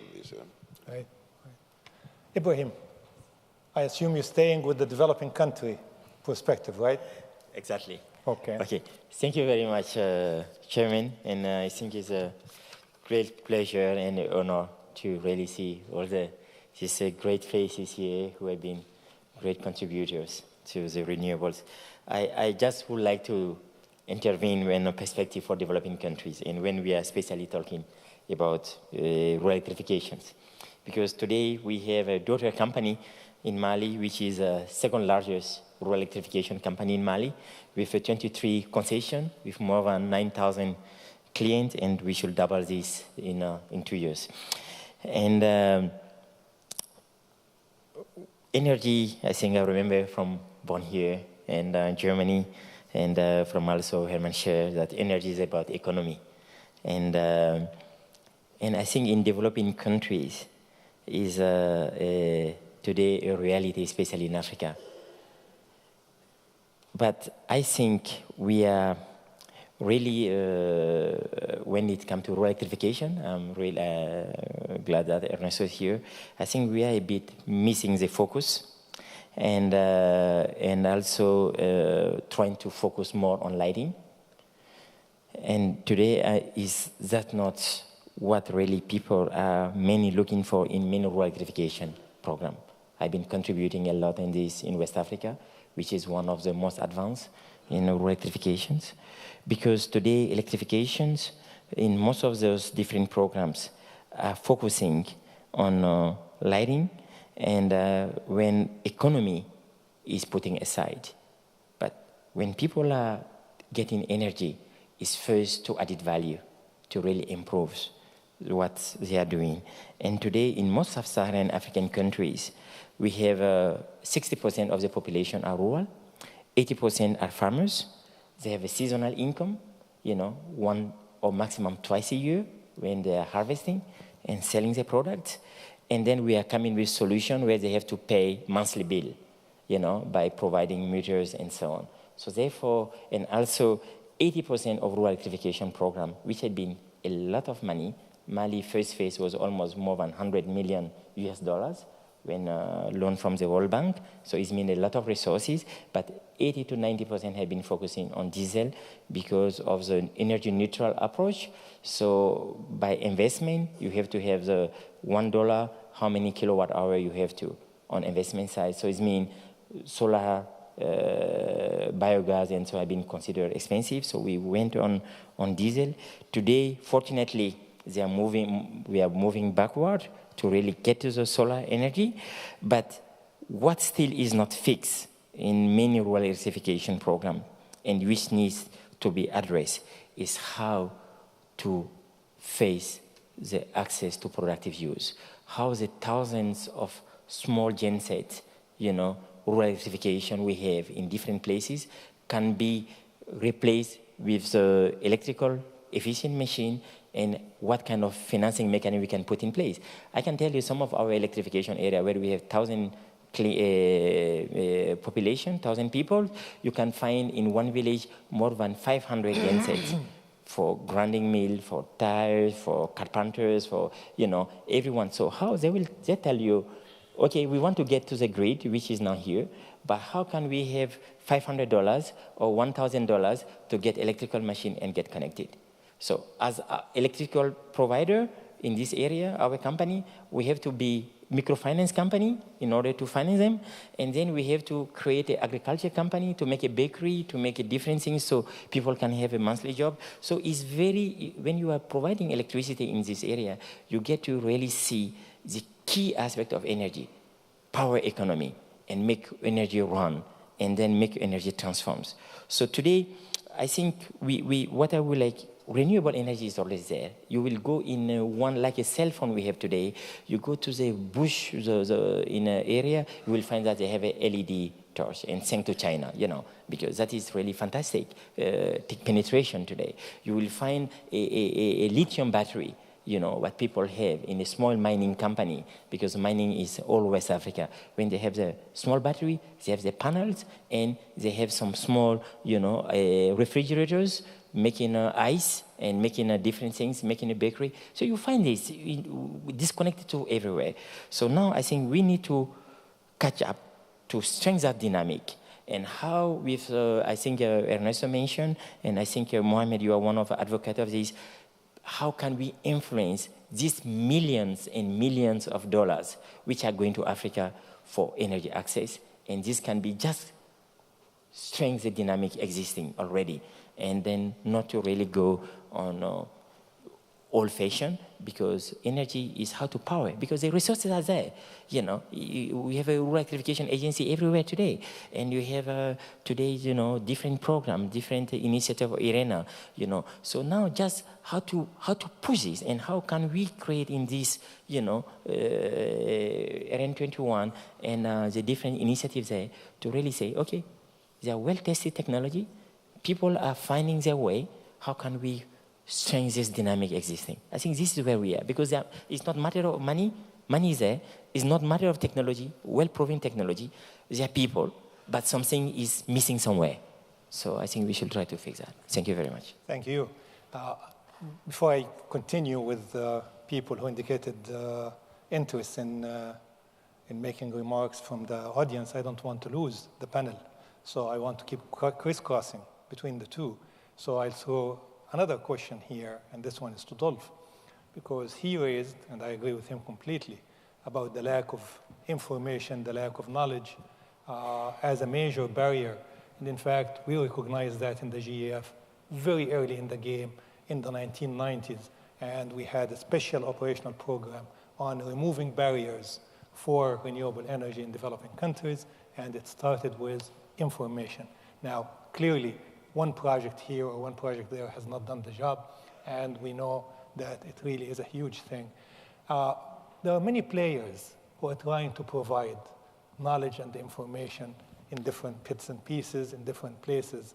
So, of course, IRENA now is a reality, and you have 135 countries. More than 100 of them are developing. More than 60 or 70 suffer from that issue. Would or could IRENA be, a center point, a pivot for coordinating, bringing about cooperation on the information and knowledge of the governmental, non-governmental, international institutions, and so on, since it is the one that has the legitimacy now from a governmental point of view and in that relationship?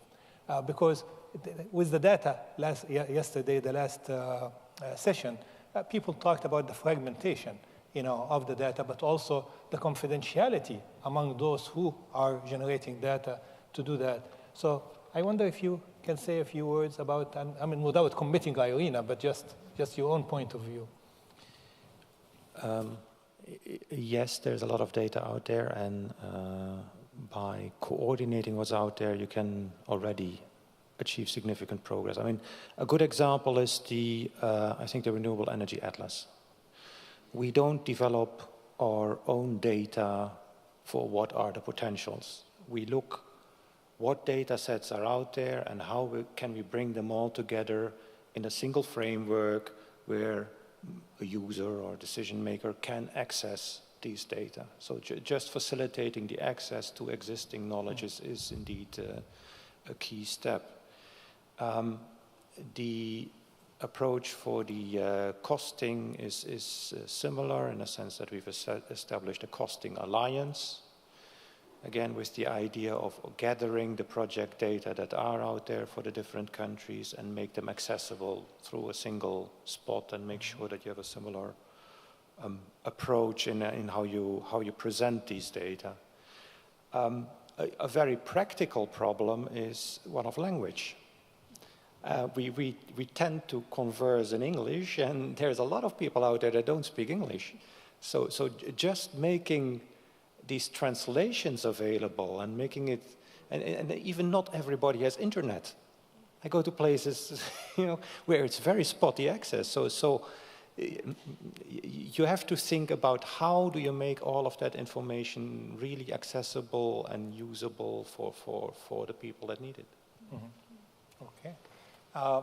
Renar, you had your hand earlier. Yep. Whatever point that you want to make. Okay, yeah, I'm Rainer Hinrichs-Reivers, and I'm with the European Renewable Energy Federation. But the reason why I'm showing up today, indeed, is, first of all, indeed, I was around 10 years ago as well when all these things happened. And when I heard these discussions about how the focus has been shifting in the last 10 years, and Ernesto was even saying, we have won. I was a little bit provoked because I think things are slightly different or can be focused a little bit more. When we had this Bonn conference in 2004, I think the two magic words, scaling up was already mentioned. The other one was mainstreaming. Mainstreaming renewables. So if you look around today, definitely in this aspect, mainstreaming renewables, this is done. Renewables are at least in everybody's mouth, in everybody's speeches, and increasingly they are being installed, they are being established. And already back in 2004, we were listening to the big announcements of China. There were many of us who doubted. Will they just talk to... But you did, and many other countries also really did install. So this is, indeed, this is done, and in that sense, I think a lot of progress is being made. Since then, and indeed, the differentiations which were made here on the panel, there are the developing countries which now basically need information plus financing to get renewables in their energy mainstream. And on the other hand, there are the already developed countries where there is a, let me say, competition between existing coal and nuclear and new renewables. So I think the point is, and then language is sometimes very, very important. This is why when I heard Paul, you said, let's talk about integration now. I think we are, and we should be, beyond the discussion, at least in the industrialized world, we are beyond the question of integration. We should be, and we are at a point where more and more the main question is, well, Sven put it, what do we do with the old power plants? I would say, how do we manage to transform the energy system so that they are really fit for renewables, and so the remaining fossil fuel plants, they have to be phased out as quickly as possible, as you said, and this means to transform the energy system so that they are really following the needs of renewables. So transformation, moving from integration to transformation, and then of course, let's have it as fast as possible. And then again, coming back to my slight criticism to Ernesto, we have won. People are telling me I'm a notorious optimist. Nevertheless, I disagree with that. Because in the industrialized world, and I think we can come back to that in other discussions, as we saw in the last few years, the rest of the world is taking up. And in Europe, it's slowing down. I don't say it's stopping, but it's slowing down. These decisions which the European Council just took, they are disappointingly unambitious. So I would rather say, and native speakers of English may correct me if I try to overstretch the language, we have not yet won, but we are winning, and I think we should continue to do that. Okay, thank you. I have you down. Yes. Okay. Let's continue fighting. All right. Adam? Yeah, perhaps if I could just respond to some of this discussion about integration and so on and so forth. I think, first of all, I think we can say that renewables are sort of getting into the mainstream now. I mean, if you look at renewable electricity generation, actually renewable electricity generation is at the same level as gas generation. Although we're in the golden age of gas, actually there's as much renewable electricity comes out of renewables as it does out of gas-fired, and twice that from nuclear. So to some extent we are in on the agenda, which probably we weren't 10 years ago. But I think in the countries which are getting to higher shares of renewables, then this integration issue is still is still very important. And I don't just mean integration in terms of being able to absorb the electricity system, but when you reach a certain level, renewables stop being just an add-on.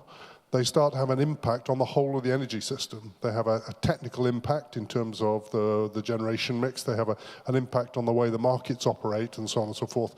So at some point you have to stop just thinking about renewables policy and think about what overall policy mix you need in order to meet your policy objectives. And if you have climate change and energy diversity and so on and so forth in that, then you need a lot of renewables in your system. And if you want to have a system with a lot of renewables in it, then that has consequences on the way the market and everything else operates.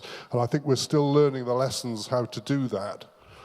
Now, I think if we go back to the emerging and developing economies system, then actually they're still at the earlier stages of deployment. They're still at what we call the initiation and takeoff phases. And so I think the policy recipes that they need to implement are probably known, but there is a big issue in trying to boil down and distill and help people go through those phases as quickly as possible. And I think that's a big challenge. And I think that is definitely an area where I think at the moment, if you look, there are a lot of different bodies doing that.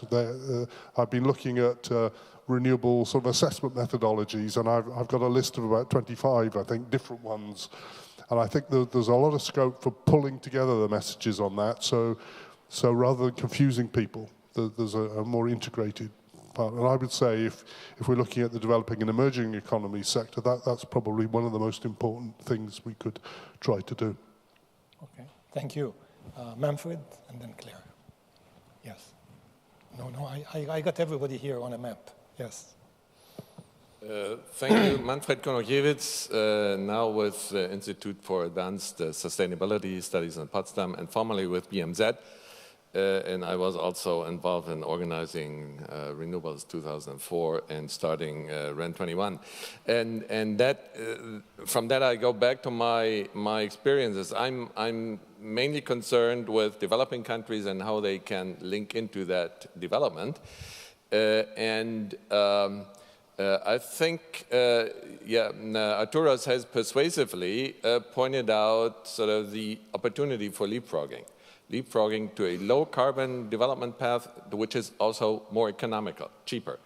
Clearly, there have been, 10 years ago, there have been important barriers, and my question is, have they changed? Have they improved? I remember that after Renewables 2004, we had a number of follow-up meetings, and in one of the follow-up meetings where I reported about the results of Renewables 24, the energy minister from an important African country, and I'm not going to name any names, Kevin, said to me, Manfred, I like what you hear, I like what you say, it's wonderful, but our people want the white man's energy. Our people want the white man's energy. So there has clearly been a mindset. The real energy system is one that has a huge base load, that has where you can very reliable get the electricity from the sockets. So there was clearly sort of a perception that what we are offering here is not attractive, is not reliable. So there is a clear interlinkage between what is happening in developing countries and sort of how they are being informed from what is happening in developed countries. So the discussion that we have today here in Germany and Europe, I think, is very, very relevant. But it seems that the courage was missing to make just that leap, to leap like a frog. And my question is, has that changed? Are they better? Are they now better? Has the mindset changed? Is there more appetite to make that leap? Thank you. Thank you. Claire, then you. Just a very, very small comment for the future of renewable. I think that the future of renewable is not market development, it's society involvement. And I feel that the conversation is still about market development, but the market will develop without any problem after the societies have been involved. Just an example from another sector. In France, regional trains have been developed by a lot of public money. A lot of public money has been put into infrastructure for rail. And now what happens is that all regional trains are completely empty because a new way of traveling together by sharing cars have been completely overwhelming the market. So we need, I think the policy for today, and even our conversation, is quite society blind. And if we don't put the society back into the conversation, we will continue to have difficulties to make the argument for more investment in renewables and to just show, because the figures are there, so we just have to forget about the figures and the work, as you just mentioned now, on the psychology behind. Excellent point. Yeah.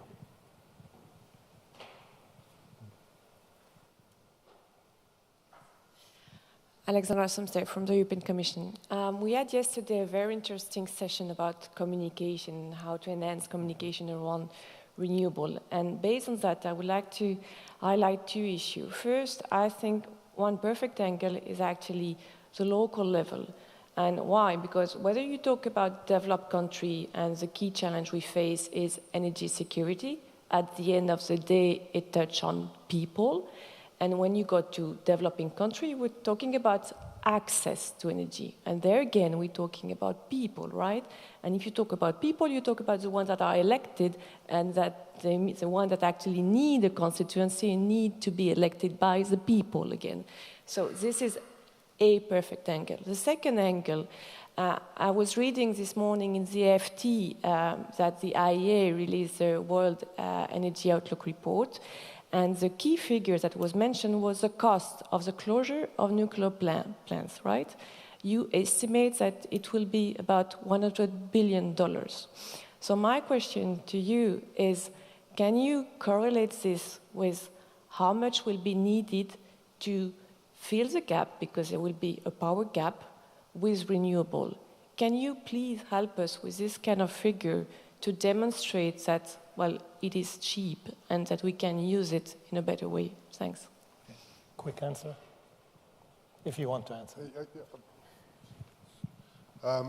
Yes, I think we can do that. You'll have seen in the, there was a special report published from the WEO team on investment needs in energy, and I'm sure if we delve into the numbers in that, I don't have them on the top of my head, of course, but I think if we delve into that, there's a lot of facts and figures and estimates on investment. I'm sure we can discuss that. Yeah. Okay, a quick remark from Ernesto. Yes, briefly. Regarding the question about, you know, the situation in developing countries, well, some developing countries, as you said, they are very corrupted. That's a problem. If there is a lot of corruption, for example, Equatorial Guinea is richer.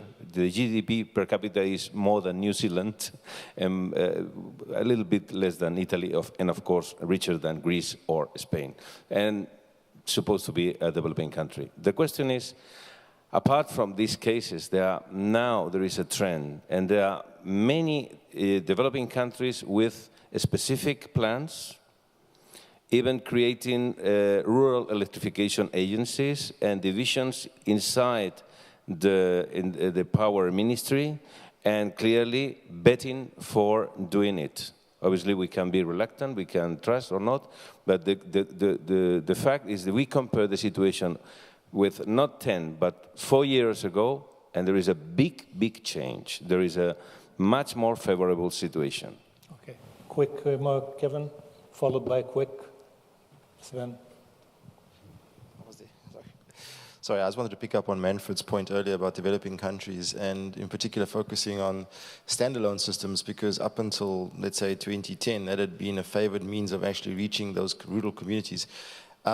Yes, and the perception was that this is an alternative system that adds no value and that they waited for the grid. Now the perceptions are changing because cities more and more are moving towards their own decentralized systems as a means of ensuring security of supply. So now more and more it's becoming aspirational to have those standalone systems. So I think over the next decade you're going to see a proliferation of more and more decentralized systems as communities get the value out of that exercise. I just want to respond to Alexandra. We already did the math for the EU and what it costs, so you can download it. The Energy Revolution EU 28 is there, and the numbers are there. And it's much cheaper than nuclear. Nuclear is a very, very expensive hobby. There you go. There was a hand back there earlier. Yeah, you then her. Yes, it's the two of you. Yeah, very quick now, please, because we're running out of time. And there are still some hands up. Yeah. Ken Burkhard Zanner from the Geothermal Council in Europe. I've been here, have been here in 2004 with some colleagues representing geothermal sector. I'm happy that still our icon is in the center of the REN21 line of pictograms. I missed more the social aspect here. Claire raised it, and when Rainer was mentioning the transition and the market changes that we have, I missed this word social acceptable. So we need to care for that. Politics need to make sure that there is no energy poverty. They have to mitigate that. So that may require some subsidies, but then it should be a level playing field in that. So we have to look in that to make it socially acceptable, in particular in the developed markets, in the existing markets where we are also replacing other forms of energy. And I think what we see now with the coal, and what you mentioned is the coal, the lignite coal in the Lausitz, where there is a discussion at this moment, we have to make sure that the displacement of that is made socially acceptable. We've seen it in the Ruhr area, the biggest coal area in all of Europe, that has been transformed more or less completely into non-coal area. There is still a lot in the ground, but we are not using it. We have other industries meanwhile here. So that has to be an issue to make it acceptable to the public. Okay. And I could say a lot about nuclear and that. I'm sure you can. Do that. Yes. Okay. Thank you. The lady back there. And then I'm coming to this side. This is actually the order in which the hands went up. So. Hi. I'm Jennifer McIntosh from the International Solar Energy Society. I just wanted to point out the role of research and academia and research institutions as an important actor as well. We heard just recently that at the EU level, only 1% of the funding for research and development is going into the renewable heating and cooling sector. But we also know that, for example, in PV, as the prices have gone down, so has the efficiency levels, and the technologies are continuing to improve. So as we see, not only research improving renewable energy and energy efficiency technologies, but they're also going to be, research is incredibly important to addressing the challenges of changing our energy systems, for instance, grid integration, dealing with the energy storage issues, and those kind of things. So I'd just like the panel to address the role of research as an important actor as well. Thank you. Now, yes.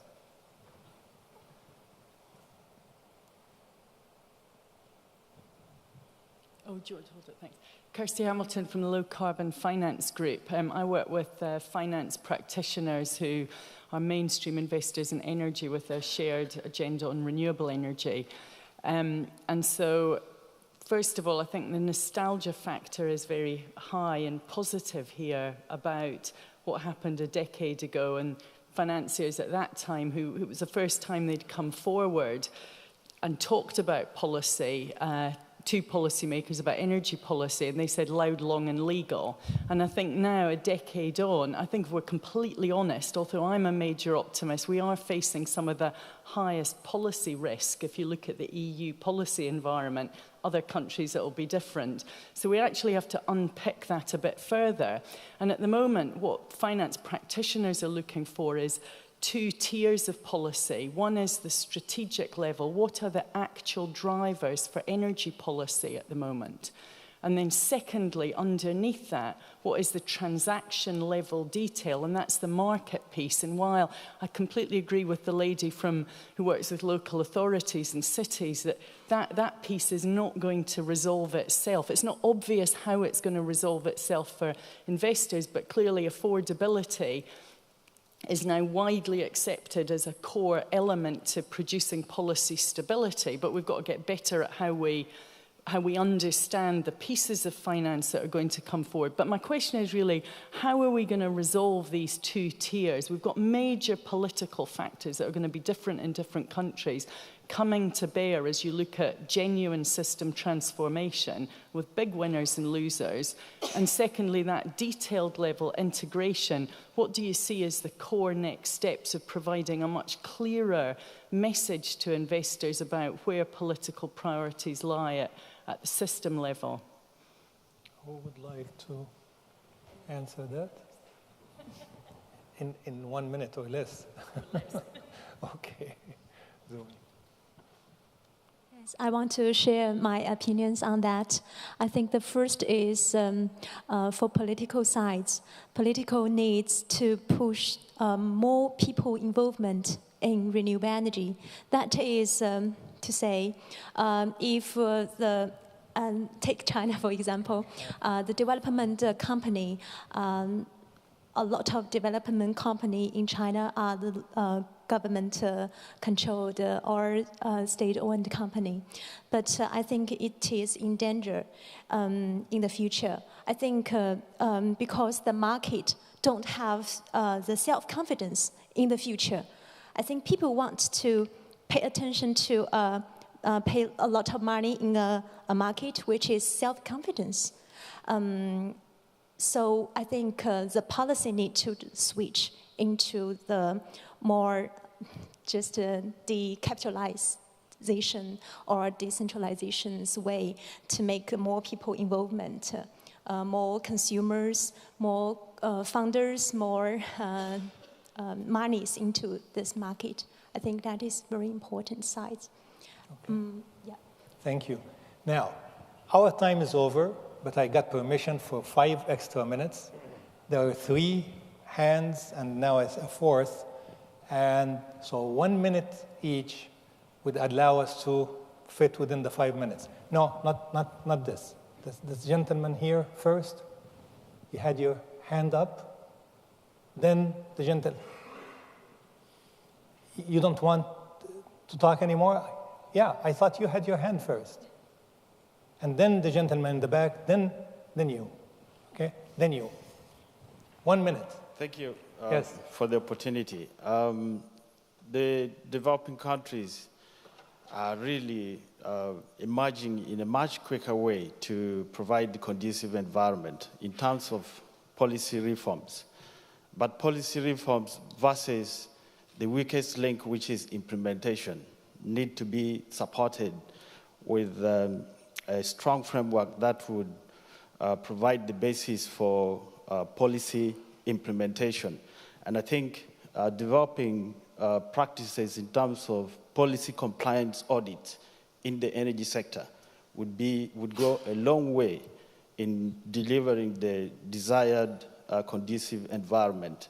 But also, you know, there are models which are also emerging in terms of project development, which currently is fast-tracking deployment of energy technologies towards supporting productivity, provided linkages to agricultural sector, with even community being brought on board to participate with equity stake, which we think is a very strong pull factor towards social impact-oriented investments. So I think the environment is now for companies and countries, particularly in Europe, to provide the model of China in terms of providing lines of credit and guarantees for transfers of technology. Okay. Thank you. Thank you. Gentleman back there, yeah. This is... this. Hmm. Can you hear me? No? Yes? No. No.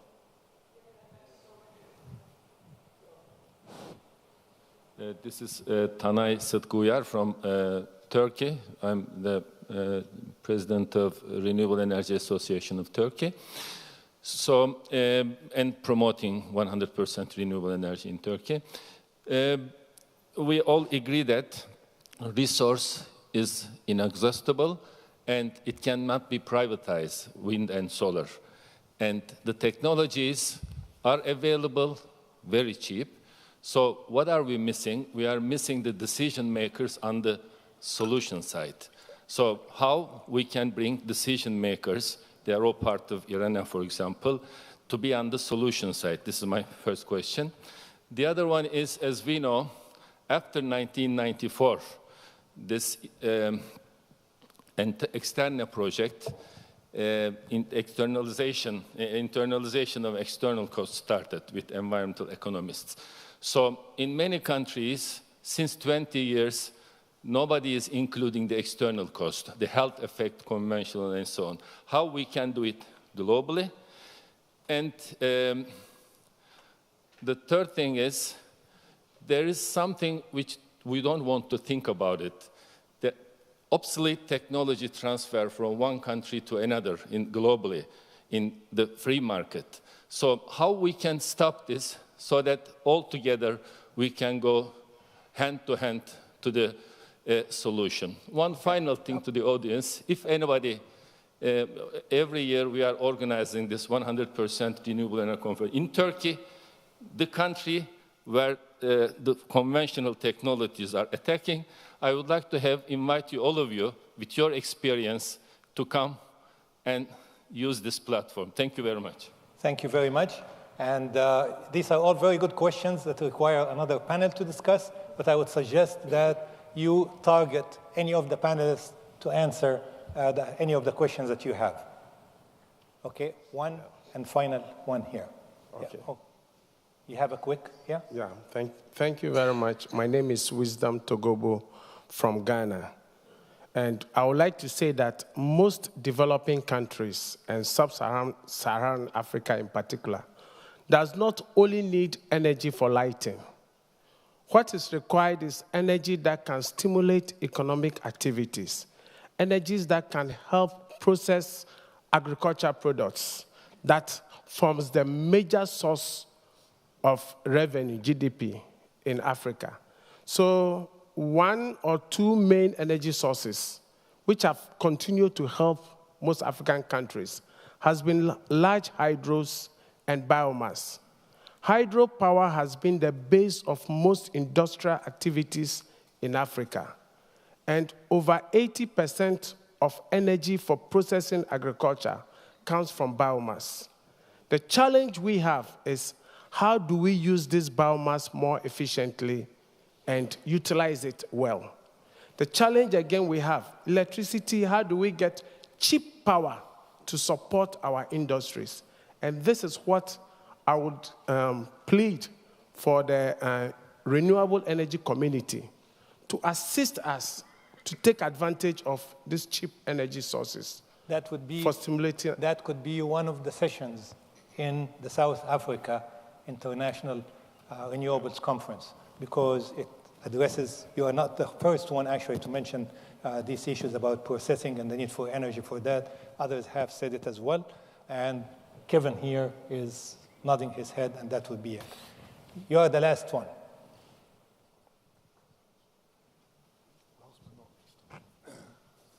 So my name is Esther Prudence Juego from Renewables Institute in Berlin. You mentioned that the policies implementation and is a big issue in the implementation of the renewable energy market in sub-Saharan Africa, which I think is really true, because in many countries it's at first difficult to have a policy, and sometimes when you have it, it could take 5 or 10 years before it be implemented or never implemented. So my question is, what do you think we can do to move our government to have a good policy for and make them implemented in order to squeeze the renewable energy market in our countries? May I suggest that one or two of the panel members would answer you after I close right now? Okay? So we are 7-8 minutes over our time. So I want to thank everybody on the panel. I want to thank you. But I really would like for you to join me in giving the panel a big hand for the great job that they have done.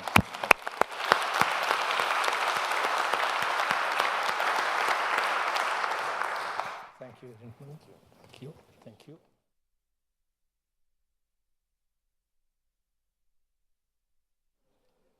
Oh, you are supposed to say something. Yes. Yeah. Okay. Go ahead.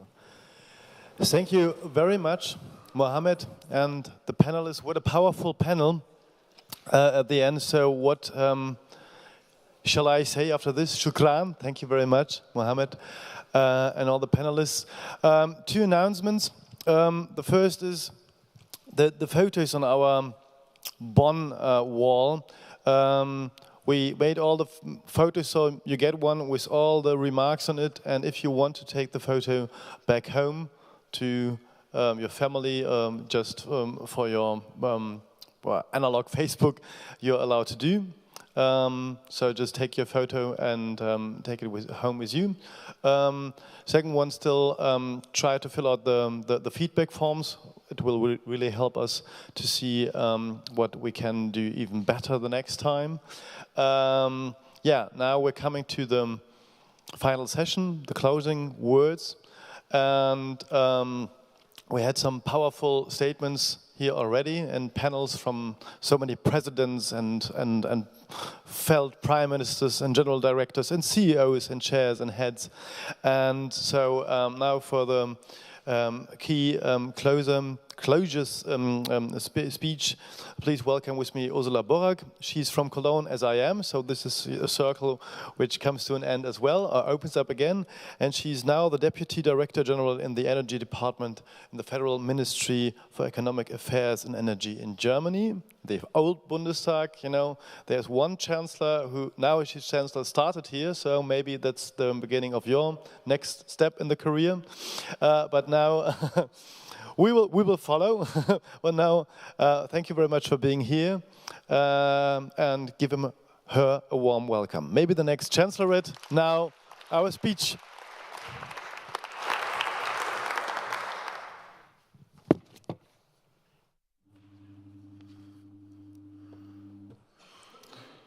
Dear Christine Linz, ladies and gentlemen, actually for me it's quite exciting to be here, to return to the former building of the Parliament, because I had been here in the Ministry of Economics for 12 years, and then we moved to Berlin in 1999, so it's quite a long time, and being back here is a bit strange, but also a bit exciting.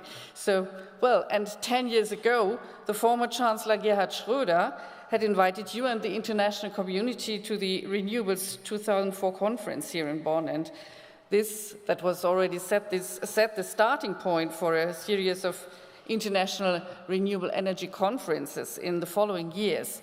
And a decade has passed since the starting conference, and I want to take this as an opportunity to look back on what has been done so far, but also to make ourselves aware what will be the next steps to take. First, actually, let us recall what the energy landscape looked like back in 2004. I think we can say it was quite different from today. Fossil fuels were by far the dominant global energy source, and oil was hitting a new record in June 2004 at $40 per barrel, still relatively cheap compared to the prices that we have seen since then. And renewable energy sources, in particular wind and solar energy, were a niche product with high installation costs. Countries that were promoting the deployment of renewable energy sources, like Denmark or Germany, were seen as mavericks. Since then, a lot has changed. On the positive side, I would say, we have witnessed a true success story for renewable energy. The primary energy supply by all renewable energy sources has increased by around 30%. The cost for renewable energies have constantly decreased. This is especially true for wind and solar energy. According to the 2014 UNEP report on renewable energy investments, the levelized cost of electricity from photovoltaics decreased in the range of 33.9 to 52.7% between the third quarter 2009 and the first quarter 2014. And this is due to technological development and the global large-scale deployment of mature technologies. Recent studies show that especially wind and solar energy are now in the same cost range as new fossil fuel power plants without CCS technology. And new nuclear installations are more expensive if we take the tariffs announced by the British government as a benchmark.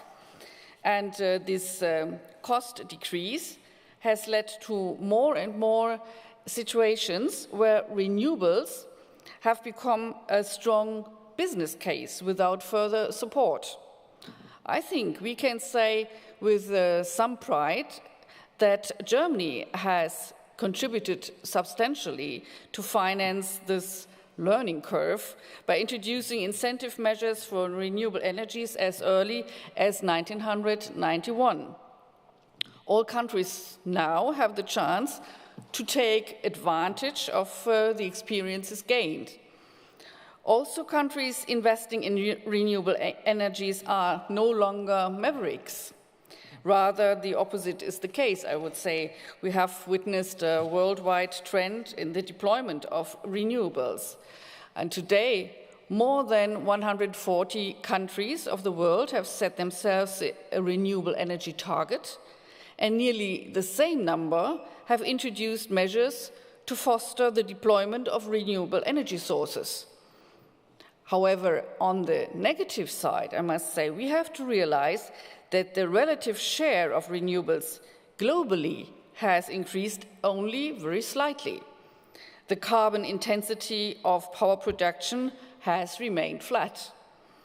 Since 2004, China annually built new capacity of coal-fired power plants corresponding to the peak capacity of entire Germany.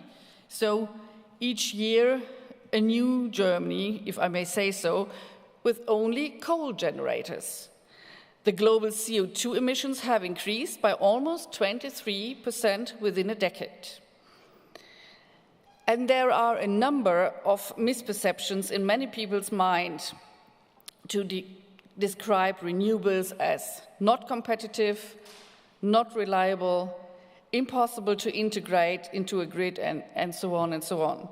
So the bulk of work is still ahead of us. Well, what are our priorities in Germany, in Europe, and globally? Let me start with Europe. I think Europe will remain a frontrunner in the field of energy and climate policy. Just 3 weeks ago, the heads of member states of the European Union agreed on the energy and climate framework for 2030. This means an ambitious continuation of our policies until 2030, because 1 year ago, I would say, nobody really thought that the heads of state would end up with such a decision. Reducing the amount of domestic greenhouse gas emissions in the EU by at least 40%, increasing the share of renewables to at least 27% of the overall final energy demand, and by further improving energy efficiency to save at least 27% of the primary energy consumption, with a view to increasing the target to 30% by 2020 as an indicative target. All the before-mentioned developments are great achievements and should be seen as a strong motivation to continue our common efforts. In Germany, we have just recently reformed the Renewable Energy Sources Act, the EEG. The reform became necessary because of the fact that renewable energies are no longer a niche technology, but a main pillar of the German energy supply, accounting for more than 25% of the national electricity production.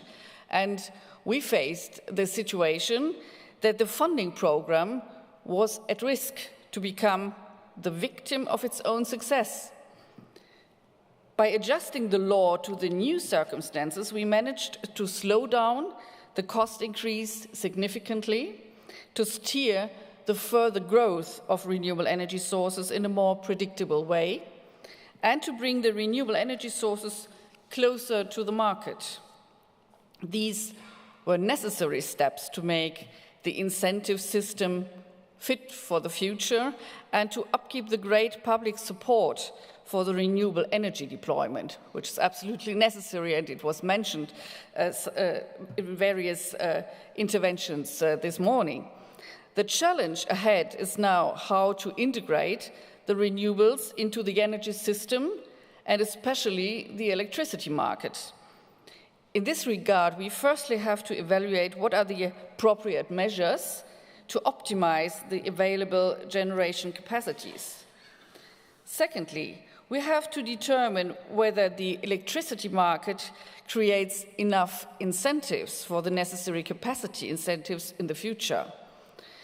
The electricity market needs to be developed further to function well and to be able to cope with the occurring changes and the growing share of renewables. To address this challenge, the federal government of Germany has published a green paper on this topic with the aim of involving all stakeholders to find the best solution for the future deployment of the electricity market.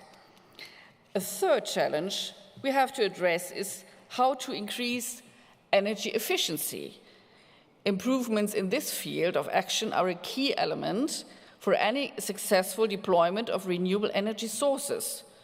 First of all, because energy independent from its source of generation is too valuable to be dissipated. Secondly, because a more efficient use of energy can greatly contribute to reaching our aims in a cost-efficient way.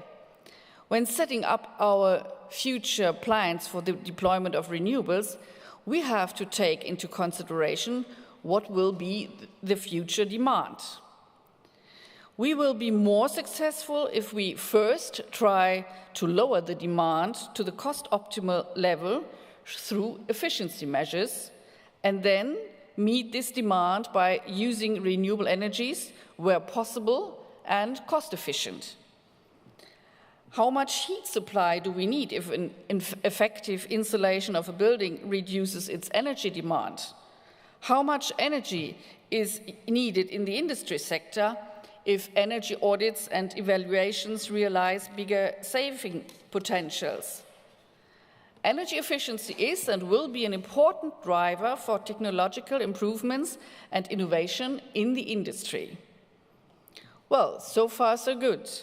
We have achieved quite a lot, but many challenges, I think, still lie ahead of us. To tackle these challenges effectively, it is of great importance that we further strengthen the cooperation among us. We have to learn from each other by exchanging experiences and best practices. The Renewable Energy Policy Network for the 21st century provides an excellent framework for this. Let me add that the competition among international expertise on renewables has significantly increased in the last decade. The International Energy Agency has made tremendous efforts to strengthen its analytical capacities in renewable energy. And we have seen the foundation of IRENA, acting as a hub for the renewables part of the Sustainable Energy for All initiative of the United Nations Secretary General. IRENA has published the report REMAP 2030, analyzing how the objective of doubling the renewables share globally by 2030 can be reached, cheaper than the business as usual scenario. Among these three frontrunners, REN21 remains special, I would say, as an important network of engagement from the civil society together with proactive governments. The past 2 days demonstrated this impressively. In my view, this year's REN21 Renewables Academy has been a great success. We have experienced informative presentations, vivid discussions, and interesting informal conversations with a cup of coffee in our hands. Building on the findings and experiences of the past 10 years, we have managed to extract and debate those questions which are the most urgent for a successful future development of renewable energy sources. And by that, I think we have paved the way for the upcoming International Renewable Energy Conference in the next year. I'm very excited that South Africa will welcome us in Cape Town in October next year as the first African nation to host an international renewable energy conference. And finally, let me thank you, Christine Linz, and all members of the REN21 Secretariat for the preparation and the smooth running of this academy. We very much value your efforts. Last but not least, I owe you, dear participants, a warm thank for your active and productive participation. And it was a good example this morning, this very vivid panel. And by this, I think you have greatly contributed to the success of this event. And so I can say, finally, I'm really looking forward to seeing you all again in South Africa at the latest. Thank you very much.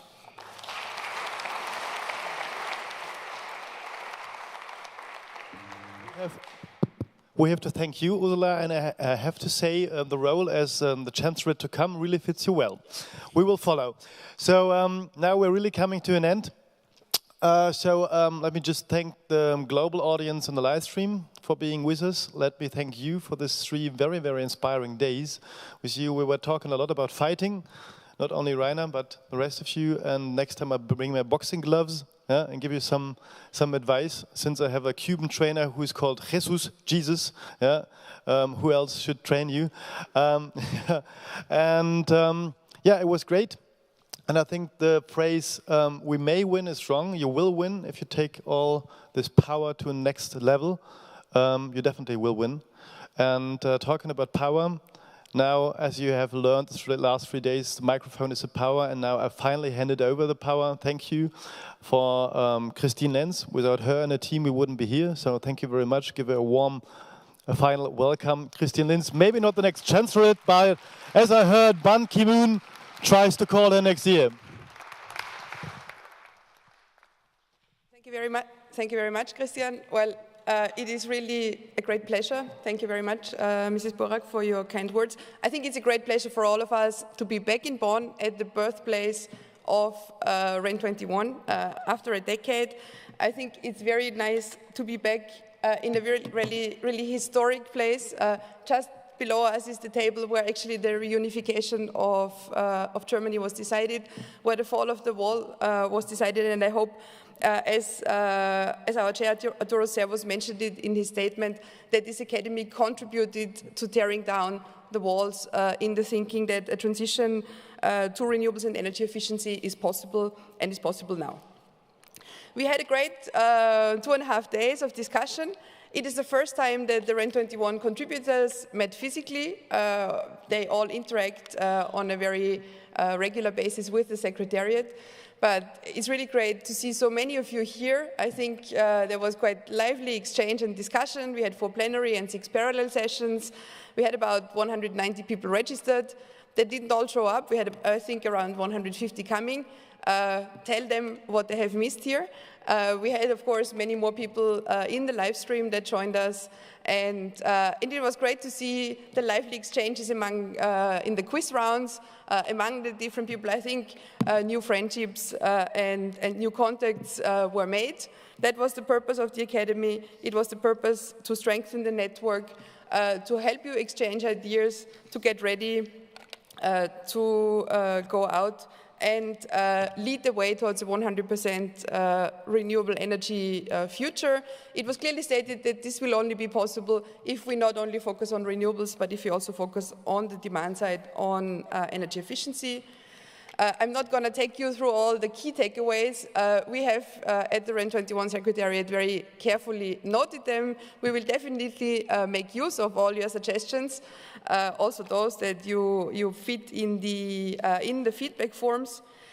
I recall that we have launched 2 reports here at the Academy, one on the 10 years of renewable energy progress, and one on the status of renewables and energy efficiency in the ECOWAS region. We will also put all the keynote presentations and the recordings online on our website, so those will be made available for everybody to put that at your disposal. And last but not least, I would really very much thank my team at the Secretariat, who have, and this you have to know, who have been working nearly day and night around the clock during these last 6 weeks to make this Renewables Academy possible. It's clear that without your dedication and support, this would not have been possible, and it's a great testimony on how much a small team of people, when they closely work together and productively work together, can achieve. A big thank you to Martin, Laura, Rana, Kanika, Hannah, Sandra, Az, Ayla, and Olu. Thank you very much.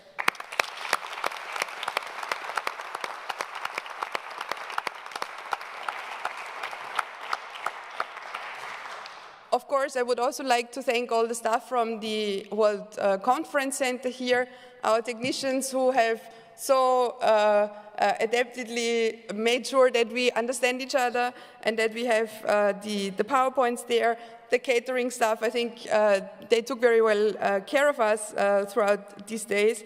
And of course, last but not least, I would like to thank Christian Stahl, our Master of Ceremony, to take us through these 2.5 days.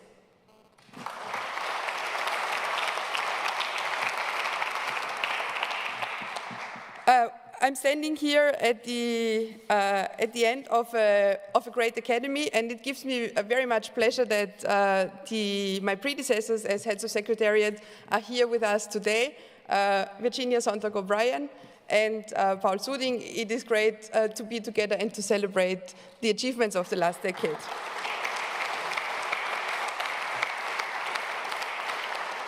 Well, and then the only thing that I really have to say is to wish you a safe trip back home.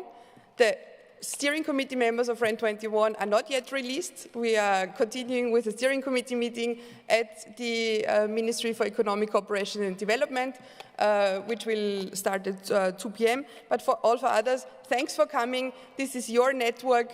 Make use of it. Contribute, let's stay in touch, and let's continue to work together to tell the exciting stories of renewables.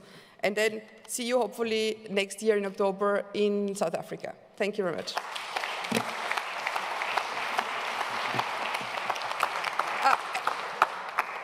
And now you should just all, what should they do? Well, feed in the feedback form at the picture.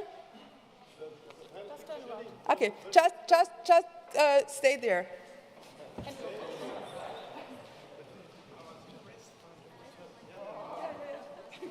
Just look at me. Yes.